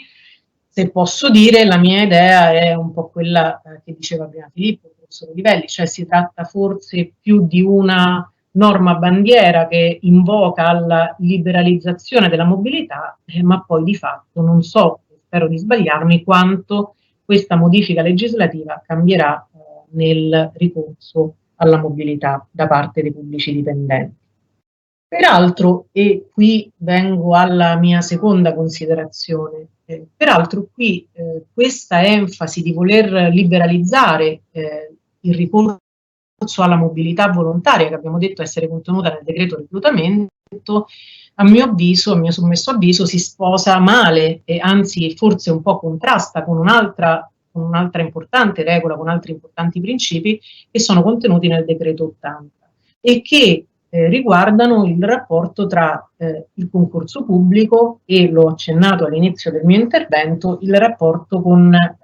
il necessario previo svolgimento delle procedure di mobilità. Mobilità, attenzione, sia individuale che collettiva. Ora, evidentemente il mio intervento si è concentrato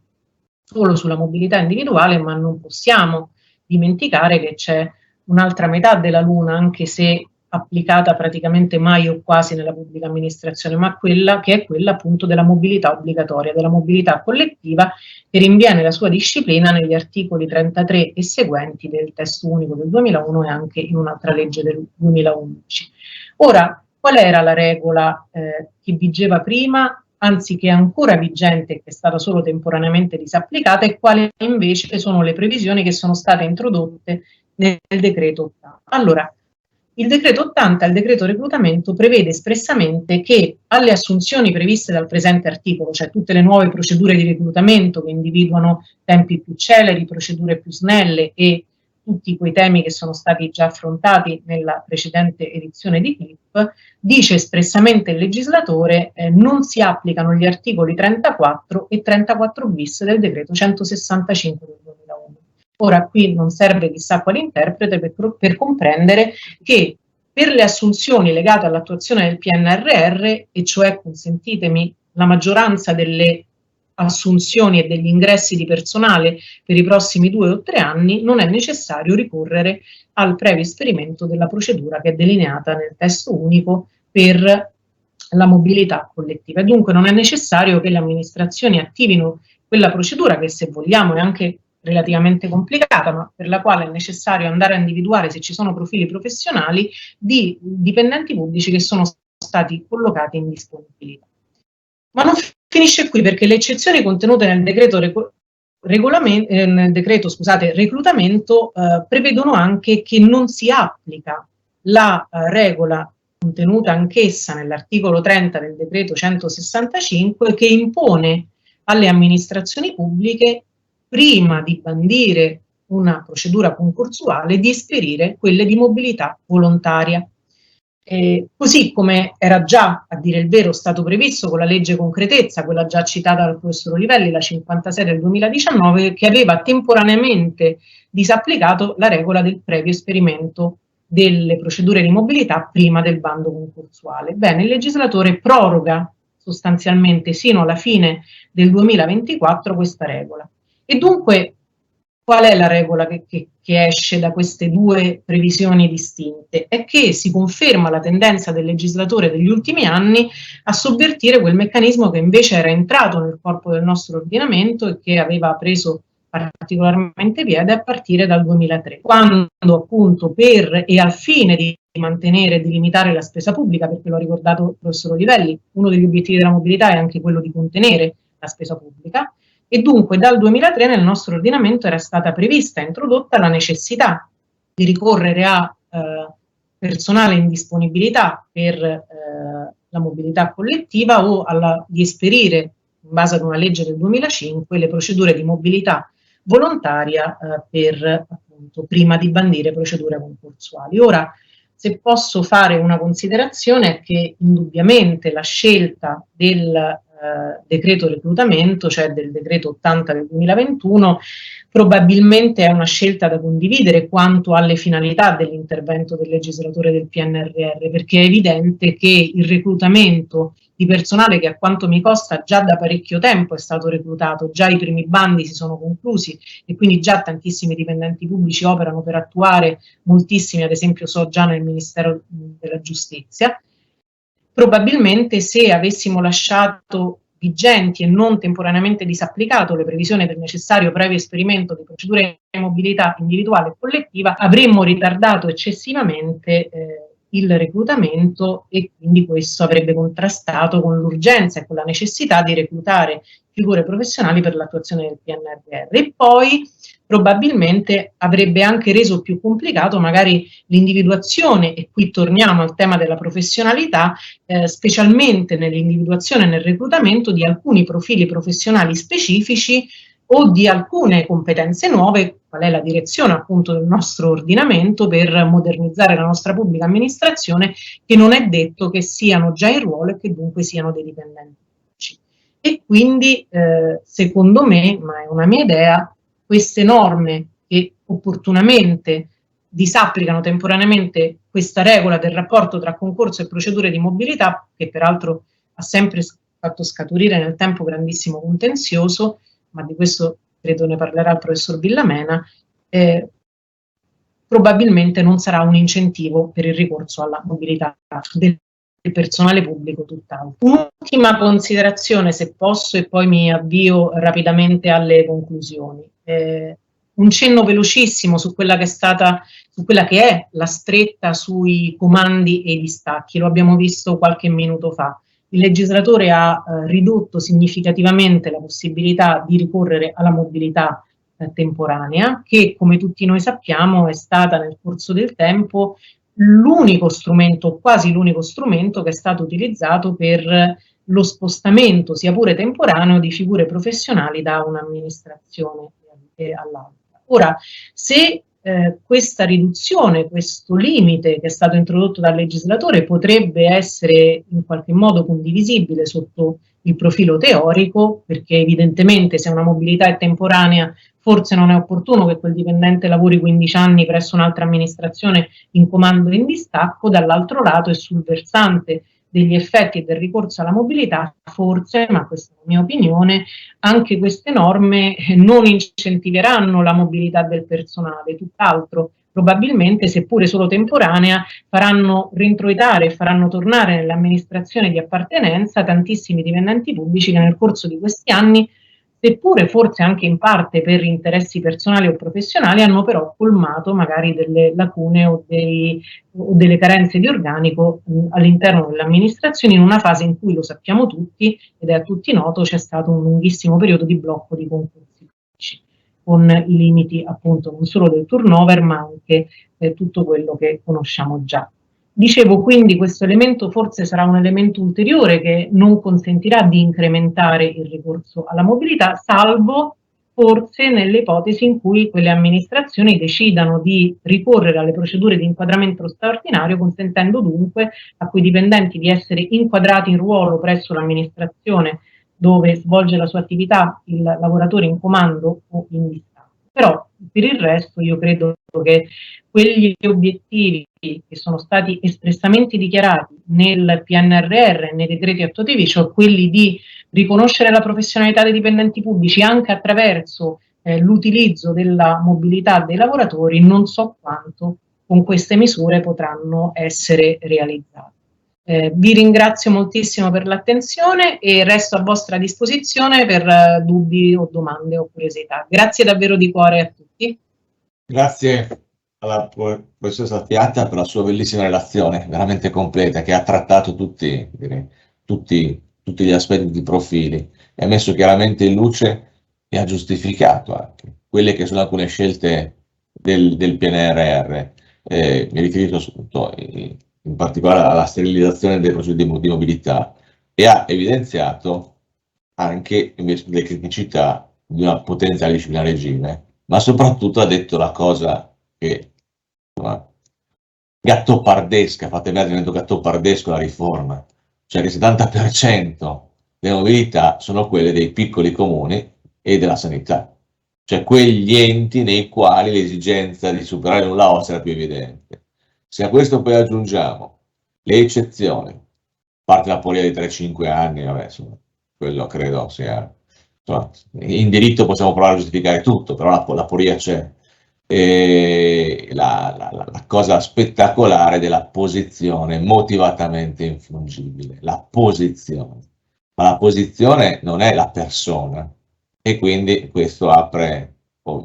tutto uno scenario in cui probabilmente persona non si poteva scrivere, anzi sicuramente non si poteva scrivere, e quindi si è pensato a questo, e giustamente è stato evidenziato che se la posizione è infungibile non c'è possibilità di ottenere nulla osta, perché serve una contraddizione in termini, da un lato è infungibile, dall'altra invece ti concedo nulla osta, e quindi voglio dire, su questo magari ci ritorneremo anche alla fine, ma sicuramente un aspetto come dire, importante, come anche la stretta sui comandi e sui distacchi. A parte, voglio dire, sarebbe anche forse giunto il momento che il legislatore intervenisse a quantomeno ridefinire la disciplina del comando e del distacco, nel senso che abbiamo ormai un diritto giurisprudenziale, c'è il vecchio 56-57, il 30 non si applica, del 276, però comunque abbiamo tantissimi distacchi nelle pubbliche amministrazioni. Il problema del distacco da privato a pubblico, un ambito assolutamente non toccato. Secondo me non è escluso che ci siano degli aspetti di possibilità. Mi riferisco in particolare all'ambito della sanità, dove insomma, i rapporti privati e pubblici sono più vicini. Comunque, insomma, mi taccio perché non voglio rubare per un secondo al professore Vilamena, che ringrazio anche lui di aver accettato l'invito, come direbbe Maria De Filippi, e quindi gli passo con molto piacere la parola. Grazie Stefano. Bene, sì, ringrazio anch'io Alessandro, il professor Boscati, naturalmente ringrazio anche il collega Urivelli per l'invito, la professoressa Zilli, e poi Anch'io mi unisco veramente a ringraziamenti per queste prime due relazioni che hanno già messo sul campo moltissime questioni e credo che abbiano fatto comprendere in maniera molto evidente che sulla mobilità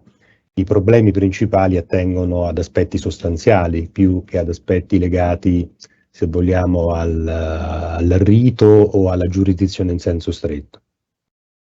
Ora, io naturalmente cercherò di dare il mio contributo da amministrativista e quindi permettetemi di impostare la questione, devo dire, probabilmente anche in linea con alcune cose che sono state dette, di impostare la questione soprattutto dal punto di vista della pubblica amministrazione, più che del soggetto dipendente, lavoratore subordinato che tende in qualche modo a perseguire i propri interessi e per tante ragioni che ben conosciamo a domandare, a richiedere la mobilità. Ecco, io credo che l'articolo 30 confermi ancora una volta che c'è questa ambiguità di fondo, questa grande ambiguità di fondo nella cosiddetta privatizzazione del pubblico impiego, perché se noi prendiamo come punto di riferimento alcune, basta prendere i primi passaggi dell'articolo 30, il comma 1, il comma 2, eccetera, poi li passerò in rassegna, ma voglio dire, si capisce molto chiaramente che lì ci sono margini di discrezionalità particolarmente rilevanti, riconosciuti alla pubblica amministrazione. Ora lasciamo perdere se datore di lavoro privatizzato, ma a me piace appunto parlare della pubblica amministrazione, che credo debbano essere necessariamente impostati dal punto di vista dell'interesse pubblico, che è poi in qualche misura quello che dovrebbe sempre orientare l'azione dell'amministrazione. Quindi c'è questa ambiguità di fondo, tale per cui l'operato della pubblica amministrazione, naturalmente a partire dai suoi dirigenti, dovrebbe essere un operato che da una parte ha le dinamiche dell'imprenditore, del datore di lavoro privato, ma che dall'altra è pur sempre legata naturalmente a esigenze di, come si diceva prima, di funzionalizzazione della scelta del personale, che poi significa esattamente esercizio di potere discrezionale da parte della pubblica amministrazione. Quindi il tema di fondo ritorna, quello diciamo della scelta della giurisdizione del giudice competente sulla base della natura della posizione dedotta in giudizio, interesse legittimo o diritto soggettivo. Allora, io credo che se noi partiamo anche dall'articolo 63, che poi è la norma base con riferimento alla giurisdizione del testo unico pubblico impiego, e diciamo lo leggiamo senza troppe anche come dire, impostazioni sul dover essere o di natura anche che ciascuno di noi naturalmente ha di carattere ideologico, di quello che dovrebbe essere piuttosto di quello che è effettivamente, noi ci accorgiamo che effettivamente una cosa su cui siamo abbastanza tranquilli è che la giurisdizione del giudice amministrativo si radica quando ci sono delle procedure concorsuali. Poi si è aggiunta naturalmente la cosiddetta progressione verticale, e come sappiamo, quindi le cosiddette progressioni verticali innovative, quindi con il passaggio in un'area in una fascia superiore, e della mobilità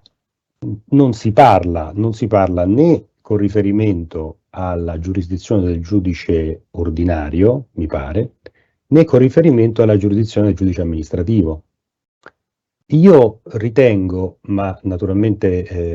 è una possibile interpretazione, un'opinione, che il tema della mobilità sia un tema direttamente connesso, intimamente connesso con le procedure concorsuali. Ovviamente quando l'amministrazione fa un concorso perché ha bisogno appunto di una certa professionalità per raggiungere o, diciamo così, attività funzionalizzate, per perseguire attività funzionalizzate, autorizzazioni, concessioni, sanzioni, quindi quelle che fanno più direttamente riferimento alla legge 241 del procedimento amministrativo. Dall'altro lato, oppure per esperire dei servizi sanitari, servizi scolastici, servizi di vario genere e grado, ma in entrambi i casi il concorso è preordinato al raggiungimento di un interesse pubblico, perché altrimenti ce lo spiega bene anche il programma triennale dei fabbisogni, l'articolo 6, eccetera, che peraltro è stato oggetto della clip dello scorso anno, ecco che ringrazio anche, colgo l'occasione, la collega Zilli per la pubblicazione degli atti, eccetera, e anche il collega Boscati. Quindi, se noi ci pensiamo, la mobilità, in fondo, che cos'è? Si pongono le stesse identiche questioni. Cioè, l'amministrazione che perde un suo dipendente senza poter in alcun modo fare una verifica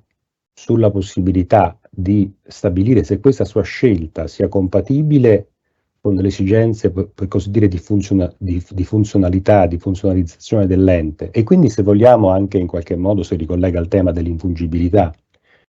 ma sempre di più andiamo nel senso che si va in direzione del fatto che la scelta del dipendente di passare ad altra amministrazione, quella che dovrebbe in qualche modo essere tutelata, che è chiaramente una scelta molto spesso di natura privata, di natura che appartiene al soggetto, certamente. Però dall'altro lato bisogna considerare, secondo me, anche quelle che sono appunto le esigenze della pubblica amministrazione, e l'articolo 30 su questo credo rappresenti un insieme di norme attributive di potere discrezionale al datore di lavoro, alla pubblica amministrazione. Ecco, faccio qualche rapido esempio. Allora, già dal primo comma, le amministrazioni possono ricoprire posti vacanti mediante passaggio diretto di dipendenti appartenenti a una qualifica corrispondente in servizio presso altre amministrazioni che facciano domanda. Ecco, la discrezionalità amministrativa si fonda su questo, cioè su una norma che attribuisce il potere all'amministrazione. La discrezionalità non è riconosciuta sempre all'amministrazione, dipende dalla norma attributiva del potere. E, come sappiamo, quando c'è discrezionalità, di fronte la posizione giuridica soggettiva del soggetto che in qualche modo si rapporta con l'amministrazione, questo da Mario Nigro in poi, ma non solo, è di interesse legittimo. A me pare che questo primo caso possa inquadrarsi, naturalmente si tratta sempre di poi valutarlo nel concreto, ma si possa inquadrare naturalmente in questa prima caratterizzazione. Ma naturalmente qui i problemi sono minori, perché sulla scelta se far ricoprire con un passaggio attraverso mobilità oppure no, qui qualche margine di discrezionalità è pacificamente riconosciuto, ma poi anche successivamente il previo assenso dell'amministrazione di appartenenza, ed è il secondo caso, il previo assenso dell'amministrazione di appartenenza nel caso di posizioni dichiarate motivatamente infungibili dall'amministrazione cedente, anche questo è un tema che lo si può soltanto inquadrare, trattandosi appunto anche questa di scelta riconducibile alla pubblica amministrazione, come tema della discrezionalità amministrativa del datore di lavoro, pubblica amministrazione, che decide se mantenere diciamo, l'infungibilità, decide se sussumere l'infungibilità nella fattispecie oppure no, sulla base naturalmente di valutazioni che sono legate anche all'esercizio della funzione o all'espletamento di un servizio. È chiaro che se si creasse una situazione di disservizio, di interruzione di un pubblico servizio, perché il soggetto eventualmente andando via determinerebbe questo genere di situazioni, l'amministrazione potrebbe motivatamente dichiarare quella posizione infungibile. Ma al di là del caso specifico, quello che rileva a mio avviso è il fatto che l'amministrazione dovrebbe comunque, esercitando il potere discrezionale, motivare questa scelta, e motivare questa scelta in maniera compiuta, ed il giudice in questo caso dovrebbe essere logicamente non il giudice del lavoro, ma il giudice amministrativo, il giudice della discrezionalità. Ancora, è fatta salva la possibilità di differire, per motivate esigenze organizzative, il passaggio diretto del dipendente fino a un massimo di 60 giorni. Ora, qui il problema è minore, fino a un massimo di 60 giorni, però in astratto il problema è lo stesso, o meglio, secondo me l'inquadramento è lo stesso. La norma riconosce un potere all'amministrazione. Quindi ora, naturalmente, coloro che ritengono invece che la giurisdizione e la giurisprudenza è di questo avviso, è la giurisprudenza prevalente, coloro che ritengono che comunque in questo caso è il datore di lavoro privato che opera e quindi anche la natura del potere che esercita è privatistico, io farei l'obiezione che se effettivamente gli interessi di cui si deve tener conto sono interessi indisponibili al soggetto che esercita il potere discrezionale, perché sono interessi pubblici e non, diciamo così, interessi riconducibili alla disponibilità del datore di lavoro, come invece succede in certi casi o comunque con maggior ampiezza nel rapporto di lavoro privato. Ecco, io credo che la natura del privatistica, in questo caso alla luce dei noti processi di privatizzazione del datore di lavoro, non spieghi, non riesca, diciamo, a colmare questo gap che ci può essere appunto tra l'interesse che un datore di lavoro effettivamente privato intende perseguire e invece i maggiori vincoli che dovrebbe avere un datore di lavoro pubblico, che chiaramente non ha semplicemente da considerare, diciamo, un proprio interesse imprenditoriale o tener conto anche dell'interesse del privato e casomai accontentarlo, ma naturalmente ha come suo sfondo essenziale quello di perseguire il pubblico interesse. Quindi se restiamo dell'idea, come fa spesso la giurisprudenza, che siccome il criterio previsto dalla Costituzione e ricostruito dalla giurisprudenza resta quello del petitum sostanziale, e quindi se c'è la violazione di interesse legittimo è il giudice amministrativo, se c'è la violazione di diritto soggettivo è il giudice ordinario, ma la distinzione tra queste due sezioni dipende molto dal potere, da come l'amministrazione esercita il potere nei confronti del soggetto interessato. Secondo me dovremmo arrivare a dire che l'articolo sulla mobilità, come succede peraltro anche in altri casi, l'articolo 30, sia un articolo che denuncia margini di discrezionalità per la pubblica amministrazione e che quindi le posizioni che si dovrebbero radicare in ipotesi non sono quelle di diritto soggettivo ma di interesse legittimo. Questo lo ripeto sul piano astratto. Poi però, e quindi questa è una critica che io faccio alla giurisprudenza naturalmente, poi però la giurisprudenza anche recente, ma anche la stessa giurisprudenza amministrativa che molto spesso declina senza grandi difficoltà la giurisdizione a favore del giudice ordinario. Ecco, per esempio, un TAR Lazio del 2021, il TAR Lazio Roma 6701 del 2021, che esattamente dice la natura privata del procedimento di mobilità non consente di configurare in astratto interessi legittimi, che sono situazioni giuridiche soggettive concipibili soltanto in correlazione con l'attività autoritativa dell'amministrazione. Ecco, arrivare a dire che il procedimento di mobilità, adesso non si tratta solo di una parola, ma in qualche modo è la sintesi delle cose che stavo provando a dire, se noi partiamo dal presupposto che la stessa giurisprudenza amministrativa definisce privata,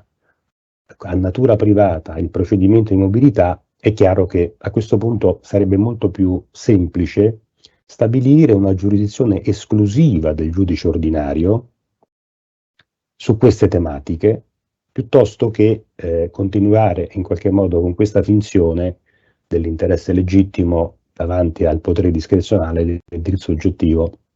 davanti all'attività vincolata della pubblica amministrazione. E ancora, un altro principio che la giurisprudenza richiama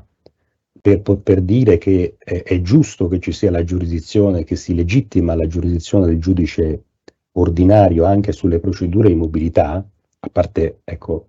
questa, secondo me, un po' artificiosa ricostruzione della distinzione fra interesse legittimo e diritto soggettivo, che a mio avviso dovrebbe portare alla conclusione opposta rispetto a quella che dice la giurisprudenza, ma è il fatto che si vuole evitare il frazionamento della tutela. Ecco, questo credo che sia forse un argomento più forte, un argomento che si ricollega all'articolo 111 della Costituzione italiana, all'articolo 24, sempre della Costituzione, e anche all'articolo 6 della CEDU. Qui per esempio c'è una pronuncia recente della Corte d'Appello di Roma, sezione lavoro, la numero 4112 del 2022, che stabilisce esattamente che la direttrice di fondo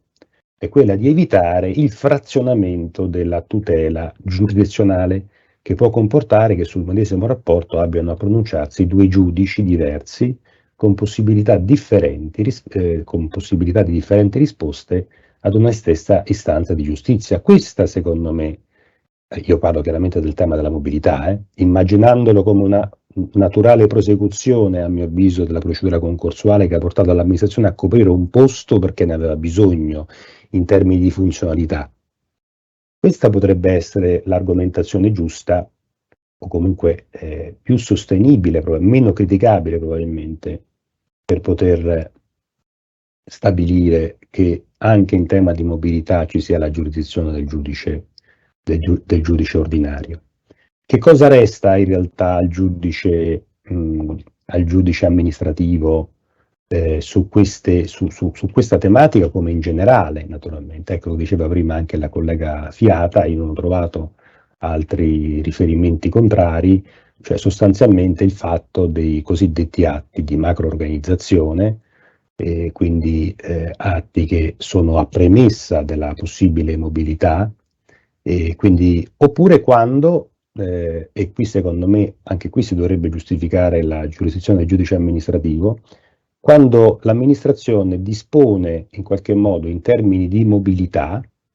e quindi arriva a concedere delle mobilità, sempre di natura orizzontale, ma senza che ci sia stato un avviso o un bando. E ci sono stati casi recenti dove sono avvenute alcune mobilità contestate da altri soggetti attraverso istanze d'accesso agli atti, eccetera, e dove nonostante questo comunque la giurisprudenza ha riconosciuto la cognizione del giudice ordinario, partendo dal presupposto che la mobilità è interamente un procedimento di natura privata.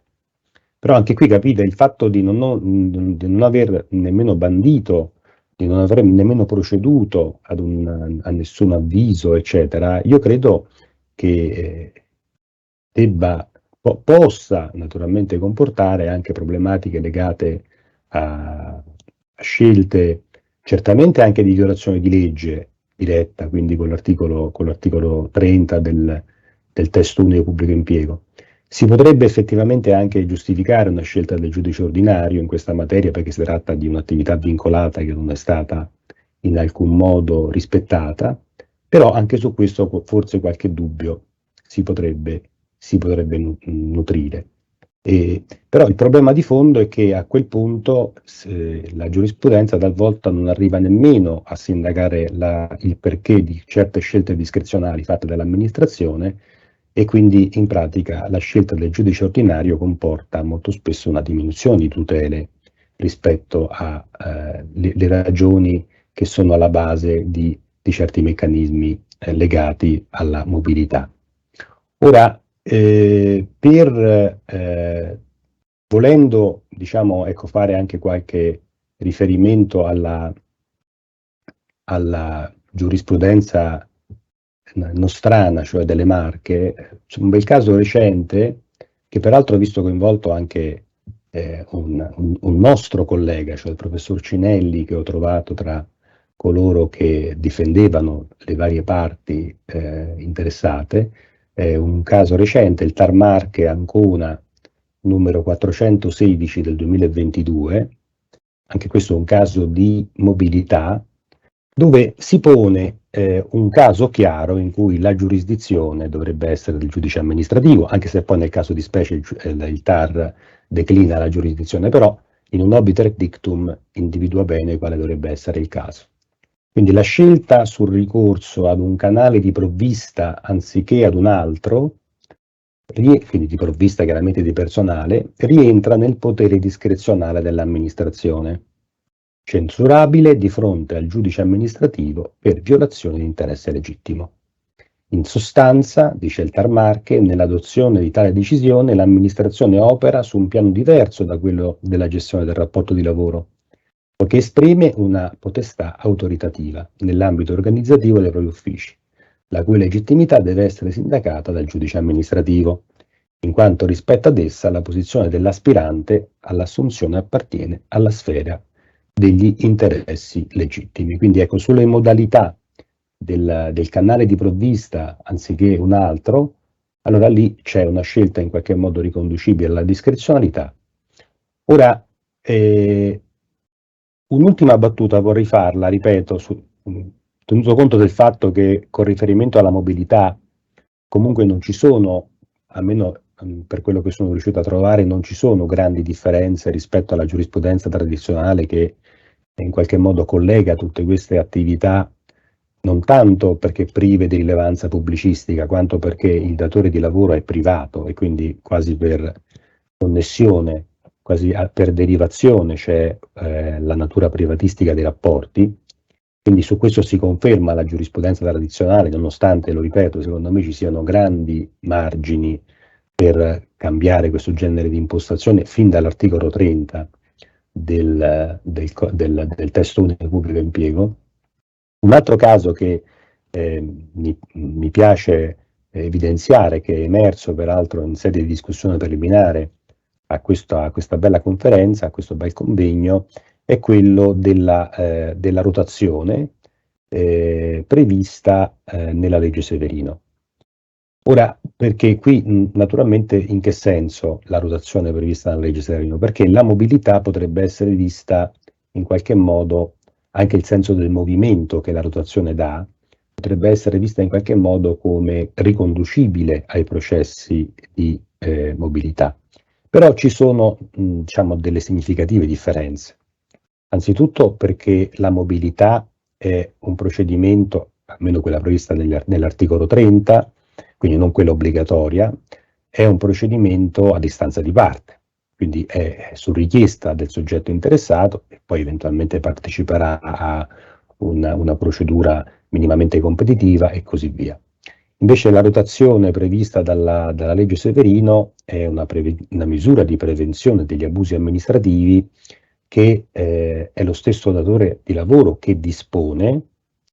insieme al responsabile della prevenzione della corruzione,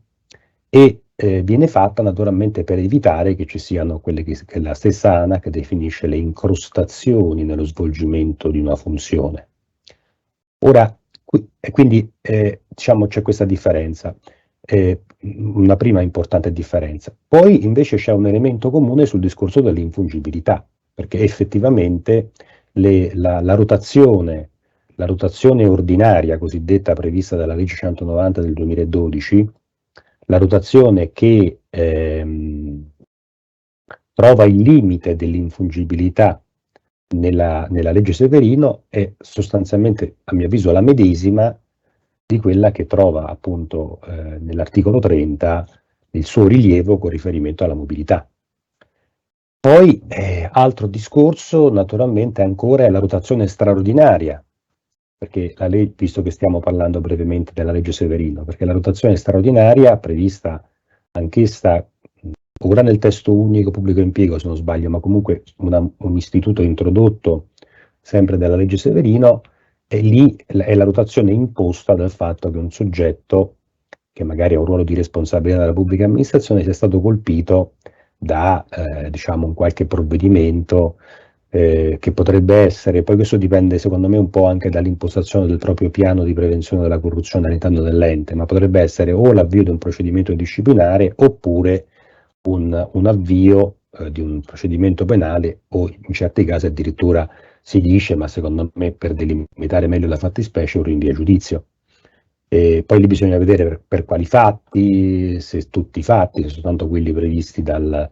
codice penale come delitti contro la pubblica amministrazione. Però ecco, su questo poi secondo me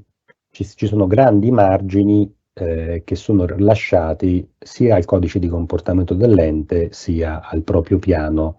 di prevenzione della corruzione, piano triennale, che peraltro è di prossimo aggiornamento. Quindi credo che questa tematica della mobilità, in sintesi, sia davvero una tematica che deve essere trattata con, non vorrei dire con gli schemi, perché sarei, come dire, troppo forte su questo, con gli schemi del procedimento amministrativo in senso classico, ma cercando di ancorare la mobilità a quello che sta alla sua base, che è il procedimento di assunzione del dipendente. Se quello è un procedimento amministrativo, sappiamo in senso proprio che radica la giurisdizione del giudice amministrativo, naturalmente anche difficilmente la sua natura potrebbe cambiare anche per effetto delle norme costituzionali sul punto. Però se quello è un procedimento amministrativo in senso stretto, credo che ci sia perlomeno una contaminazione, poi bisogna vedere quanto forte, ma ci sia una contaminazione rispetto alla natura della mobilità. E credo che al di là di quello che la giurisprudenza ci dice, su cui io sono abbastanza critico, sia l'articolo 30, sia l'articolo 63 del codice, del testo unico pubblico impiego, sulla giurisdizione, ci possono offrire, come ho cercato di dire rapidamente, ci possono offrire degli elementi che vanno in direzione per certi versi della natura di interesse legittimo, in certi casi della posizione giuridica soggettiva qualora dei soggetti interessati, qualora ci possono essere, diciamo, delle controversie. Invece si risolve il problema, secondo me, in maniera un po' troppo automatica, forse anche meglio per ragioni, se vogliamo, di semplificazione, però sul piano astratto, sul piano teorico, certe prese di posizione, come quella che vi ho letto prima, cioè il procedimento di mobilità a natura privata, non tengono conto effettivamente del problema di fondo che c'è nel caso della mobilità, che è poi essenzialmente quello che conosciamo tutti, ma che vorrei qui ribadire. Un'amministrazione mette su un'intera procedura per assumere una persona e dopo poco tempo questa persona se ne va. È chiaro che il problema di fondo è questo, no? È un problema legato al buon andamento della pubblica amministrazione. Allora, delle due l'una, o quel procedimento d'assunzione non era effettivamente finalizzato a un interesse pubblico e quindi anche la mobilità successiva sostanzialmente irrilevante, oppure, però chiaramente così non può essere a mio avviso, oppure quel procedimento era effettivamente finalizzato a un interesse pubblico e successivamente la mobilità con queste regole diciamo, anche se apparente semplificazione, su questo concordo, però in astratto come procedimento privato non si giustifica, perché è evidente che c'è un prolungamento del medesimo interesse nella fase genetica e nella fase, se vogliamo, risolutiva, perché poi la mobilità, determinando l'annullazione del rapporto, seppur soggettivo, comporta la perdita per l'amministrazione di quel lavoratore. Quindi credo che quest'ultima, diciamo, considerazione ci possa far capire un po' meglio, almeno dal mio punto di vista, sul fatto che credo che questa materia dovrebbe essere, almeno in astratto, più vicina insomma, anche alle metodiche, alle logiche, al sindacato del giudice amministrativo, specialmente sull'eccesso di potere, di certe scelte che fa l'amministrazione, e magari meno legata soltanto a prerogative privatistiche del dipendente che esercita un suo diritto pieno alla mobilità. Grazie. Io ringrazio tanto anche il professore Villamena perché ha aperto uno scenario molto molto interessante, in cui è emersa la complessità di coniugare diritto privato e diritto pubblico, difficoltà, ed in cui è emersa la sua anima di amministrativista. Io cercherò di far emergere la mia anima di lavorista. No, io sono sempre stato uno di quelli che ha combattuto i gius pubblicisti, i gius lavoristi e massimalisti, nel senso che ho cercato sempre di individuare un punto di equilibrio e cercherò in pochi minuti di trovare il punto di equilibrio, fermo restando che sono d'accordo con lui nei principi, però dobbiamo cercare di tenere il sistema e di non farlo saltare, fermo restando che io ero tra quelli che erano contrari all'abolizione del nulla osta. Ho perso nel 2021, ho perso questa battaglia, ho perso la battaglia della progressione verticale, cioè ho perso tutto. Cioè, spero che ho fatto la figura di quello che non è in grado di capire come gira il mondo, però a parte questo. E tra i motivi c'era proprio questo elemento del diritto, cioè di cercare di mantenere ferma la posizione per evitare che una logica privatistica del diritto del dipendente in qualche misura potesse prevalere su quella presenza organizzativa. Tant'è che all'inizio in maniera così era interrogativa, ho detto funzionalizzazione o finalizzazione, poi ho detto funzionalizzazione. Funzionalizzazione perché? Perché sono sicuramente convinto che il tema della mobilità si inserisca nel tema dell'approvvigionamento di personale, della politica di personale. Quindi sotto questo profilo siamo sicuramente nell'ambito. Dall'altro lato però noi che cosa abbiamo? Abbiamo un dipendente che si sposta, sono un po' gergale, un po', quando il rapporto di lavoro che è già costituito. E quindi siamo già in un ambito privatistico.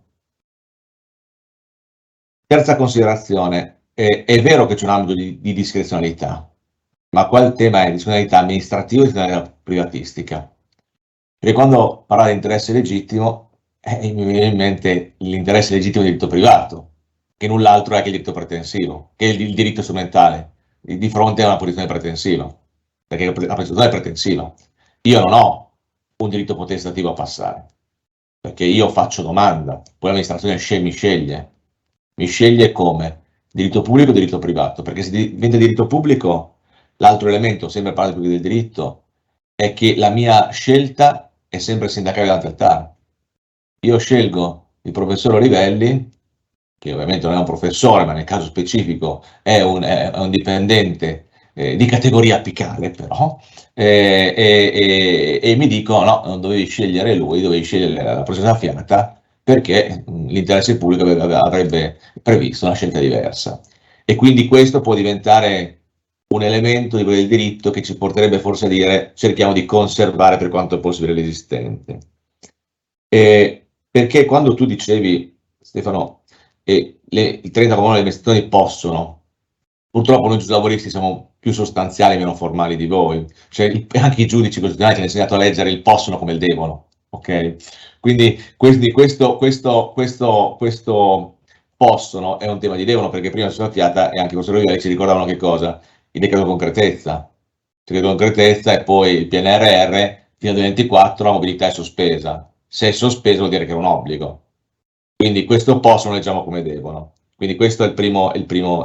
aspetto. E quando tu parlavi, a me veniva in mente, oltre alla giurisprudenza che tu hai citato, la giurisprudenza altrettanto, come dire, su cui serve parlare,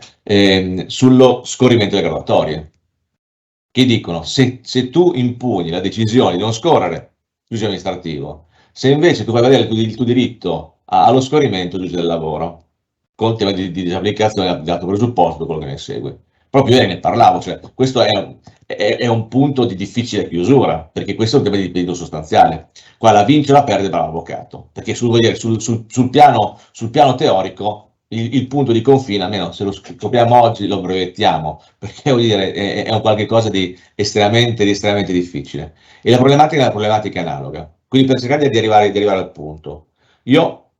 credo questo, che sicuramente il tema mobilità è un tema legato a doppio, triplo, quadruplo filo col tema approvvigionamento e programmazione. Tant'è che, come ricordava Filippo prima, professor Olivelli, cioè l'articolo 6 parla di distribuzione del personale tramite mobilità e reclutamento. Poi lui ha fatto giustamente quella riflessione correttissima sul tema della persona giusta al posto giusto. Adesso io semplifico, Filippo, perdonami, però questo, cioè, il concetto è emerso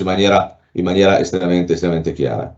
Detto questo, noi abbiamo poi un passaggio di un dipendente che è stato già assunto con un contratto individuale di lavoro, un dipendente il quale viene trasferito con innovazione certamente soggettiva, perché voglio dire, ma non innovazione oggettiva, e su questo mi ricollego a un altro punto, adesso cerco di stare anche nei tempi, quando io trasferisco dovrei valutare la competenza, e qui diceva prima, io nel bando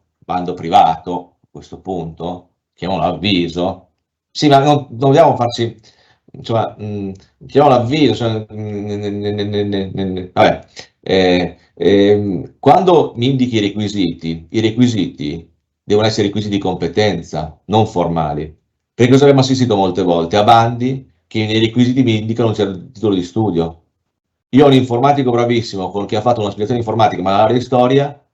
mi viene chiesta la laurea in informatica, non può passare per mobilità. Questo bando è legittimo, sia che lo prendiamo sul piano di diritto privato e diritto pubblico, ma nessuno l'ha mai impugnato, perché? Proprio perché la posizione è pretensiva, impugnare avrebbe voluto dire sì, vincere la causa, ma forse portare a casa qualche decina di euro sul piano risarcitorio, ma abbastanza,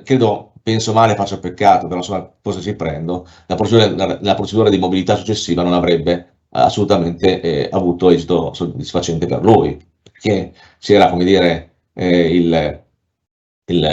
l'unghia del dito mignolo che era un po' troppo storta rispetto alle esigenze dell'amministrazione, per dire che cioè, il motivo lo trovi, proprio perché la posizione è pretensiva, anche per noi è pretensiva. Quindi io, e soprattutto il mio elemento di, come dire, di difficoltà, cioè dove non voglio arrivare, che poi probabilmente sul piano concreto non ci arriveremo, perché il giudice amministrativo è molto più conservatore del giudice del lavoro. Il giudice amministrativo, prima di sindacare in negativo una scelta dell'amministrazione, l'amministrazione l'avrebbe fatta grossa vuol dire una violazione rilevante, ma aprire il fianco al fatto che ci possa essere qualcun altro giudice che mi decide cosa avrei dovuto fare sul piano gestionale, perché questo mi salta l'intera filosofia della contrattualizzazione, che poi possiamo essere d'accordo o non d'accordo, e quindi salta quello che Massimo D'Antona, ma da par suo 25 anni fa, e definì il vincolo di scopo. Cioè tutto questo compito è un compito che devo valutare quando si definisce l'attività dell'amministrazione in relazione, quindi di dirigenti, dipendenti, in relazione al fatto che abbiamo raggiunto meno certi obiettivi. Anche perché c'è un altro problema, che la programmazione è dell'organo politico, la mobilità è di competenza della dirigenza, dei responsabili. Ci sono già due soggetti diversi che sono chiamati a governare il procedimento, e questo è un altro punto. Quindi, ovviamente, io qua, come Stefano ha detto e ha evidenziato in maniera problematica, io evidenzio in maniera problematica, cioè non ho in maniera assertiva delle conclusioni. Il problema c'è, è un problema di tenere insieme diritto privato e diritto pubblico. Sicuramente io credo che se fossi il signor legislatore reintrodurrei nulla osta, perché se tu reintroduci nulla osta, lo reintroduci e forse un po' di problemi sono depotenziati, perché a quel punto non c'è un problema di interesse pubblico che in qualche misura è subordinato all'interesse del dipendente, perché è l'amministrazione che sceglie. E poi a questo sai cosa ti dicono? Ti dicono chi gestisce, ma questo si espone a cattiverie, cioè io non concedo la mobilità alla osta, alla Zilli, perché non voglio che vada un altro ente e cresca, ma questo è bassa cucina.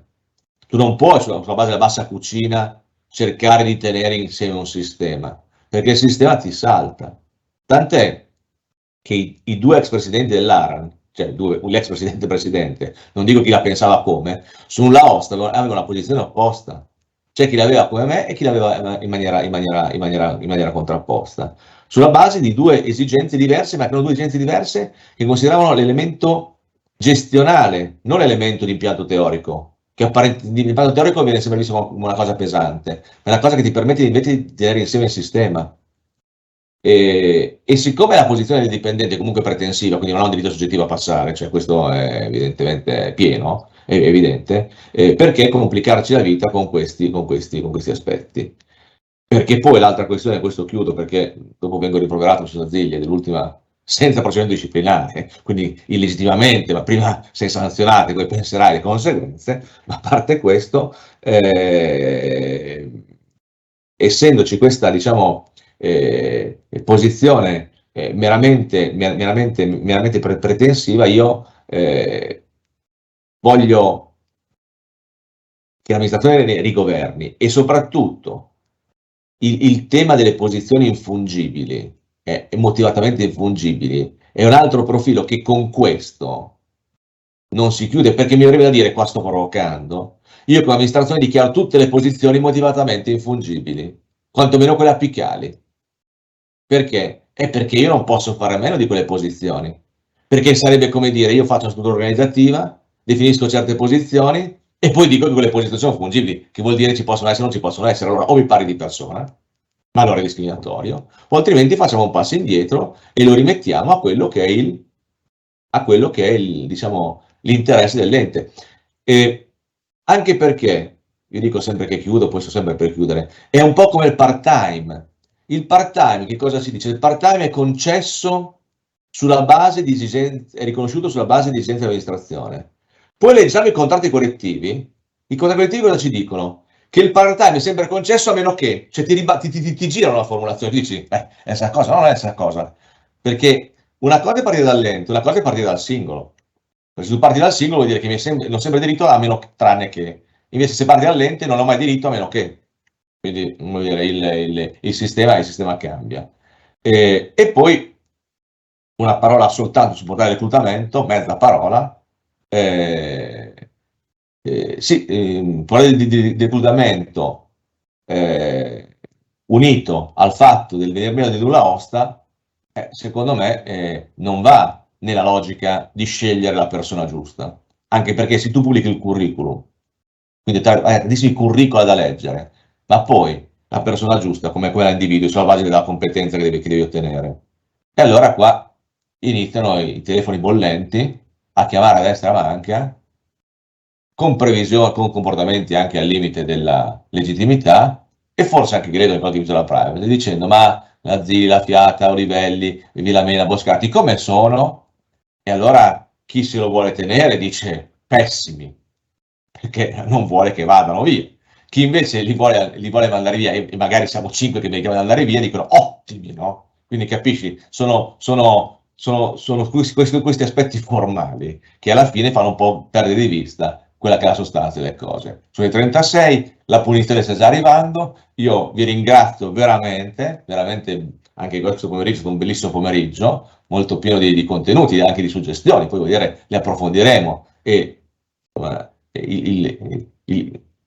il parlare lingue diverse che arrivano a punti comuni, perché questo è l'elemento importante, sicuramente di grande soddisfazione. Ringrazio la professora Fiata, il professor Olivelli, il professor Vilamena, nell'ordine in cui li vedo nello schermo, no? E anche rispettando il principio di genere. E passo alla professora Zilli la parola per quelle che io chiamo sempre, ormai è un must, le conclusioni.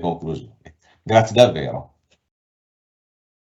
Ed eccoci per le conclusioni delle conclusioni sulle conclusioni, e mi sembra che questo incontro faccia da perfetta cerniera fra i nostri primi 2 volumi di clip in uscita sul reclutamento e questa edizione 2022-2023 sulla professionalità, per cui sono molto grata ai colleghi che hanno così ben interpretato le scelte sia di collocazione di questo incontro di Macerata rispetto al susseguirsi degli eventi, sia del tema della professionalità rispetto a quello del reclutamento. Ci sembravano così concatenati e mi sembra che oggi sia emerso molto bene. Fra l'altro, da questo incontro di oggi mi sembra partano dei lunghi messaggi per altri incontri di questa edizione di Clip. Mi sembra di vedere che parleremo di nuovo di nulla osta e mobilità quando parleremo a Catanzaro di non privatizzati. Mi sembra parleremo di risarcimento del danno, spero anche da lesione di queste posizioni di aspettativa rispetto alla mobilità quando andremo a Cassino, e parleremo, sono abbastanza sicura anche di questo, parleremo della posizione delle posizioni infungibili quando parleremo di professionalità del dirigente pubblico. Di nuovo torneremo su tutti questi temi nell'incontro finale udinese, che sarà una lunghissima giornata, finalmente anche in presenza. Allora chiudo con un invito di nuovo a raggiungerci domani per i seminari di Bertinoro presso l'Università di Bologna sul tema della partecipazione e rinvio per il prossimo clip. Dopo le vacanze ci vediamo a Palermo con le progressioni di carriera. Oggi mobilità orizzontale ad ampissimo spettro, il 18 di gennaio mobilità verticale. Grazie a tutte e a tutti, soprattutto agli interventori di oggi.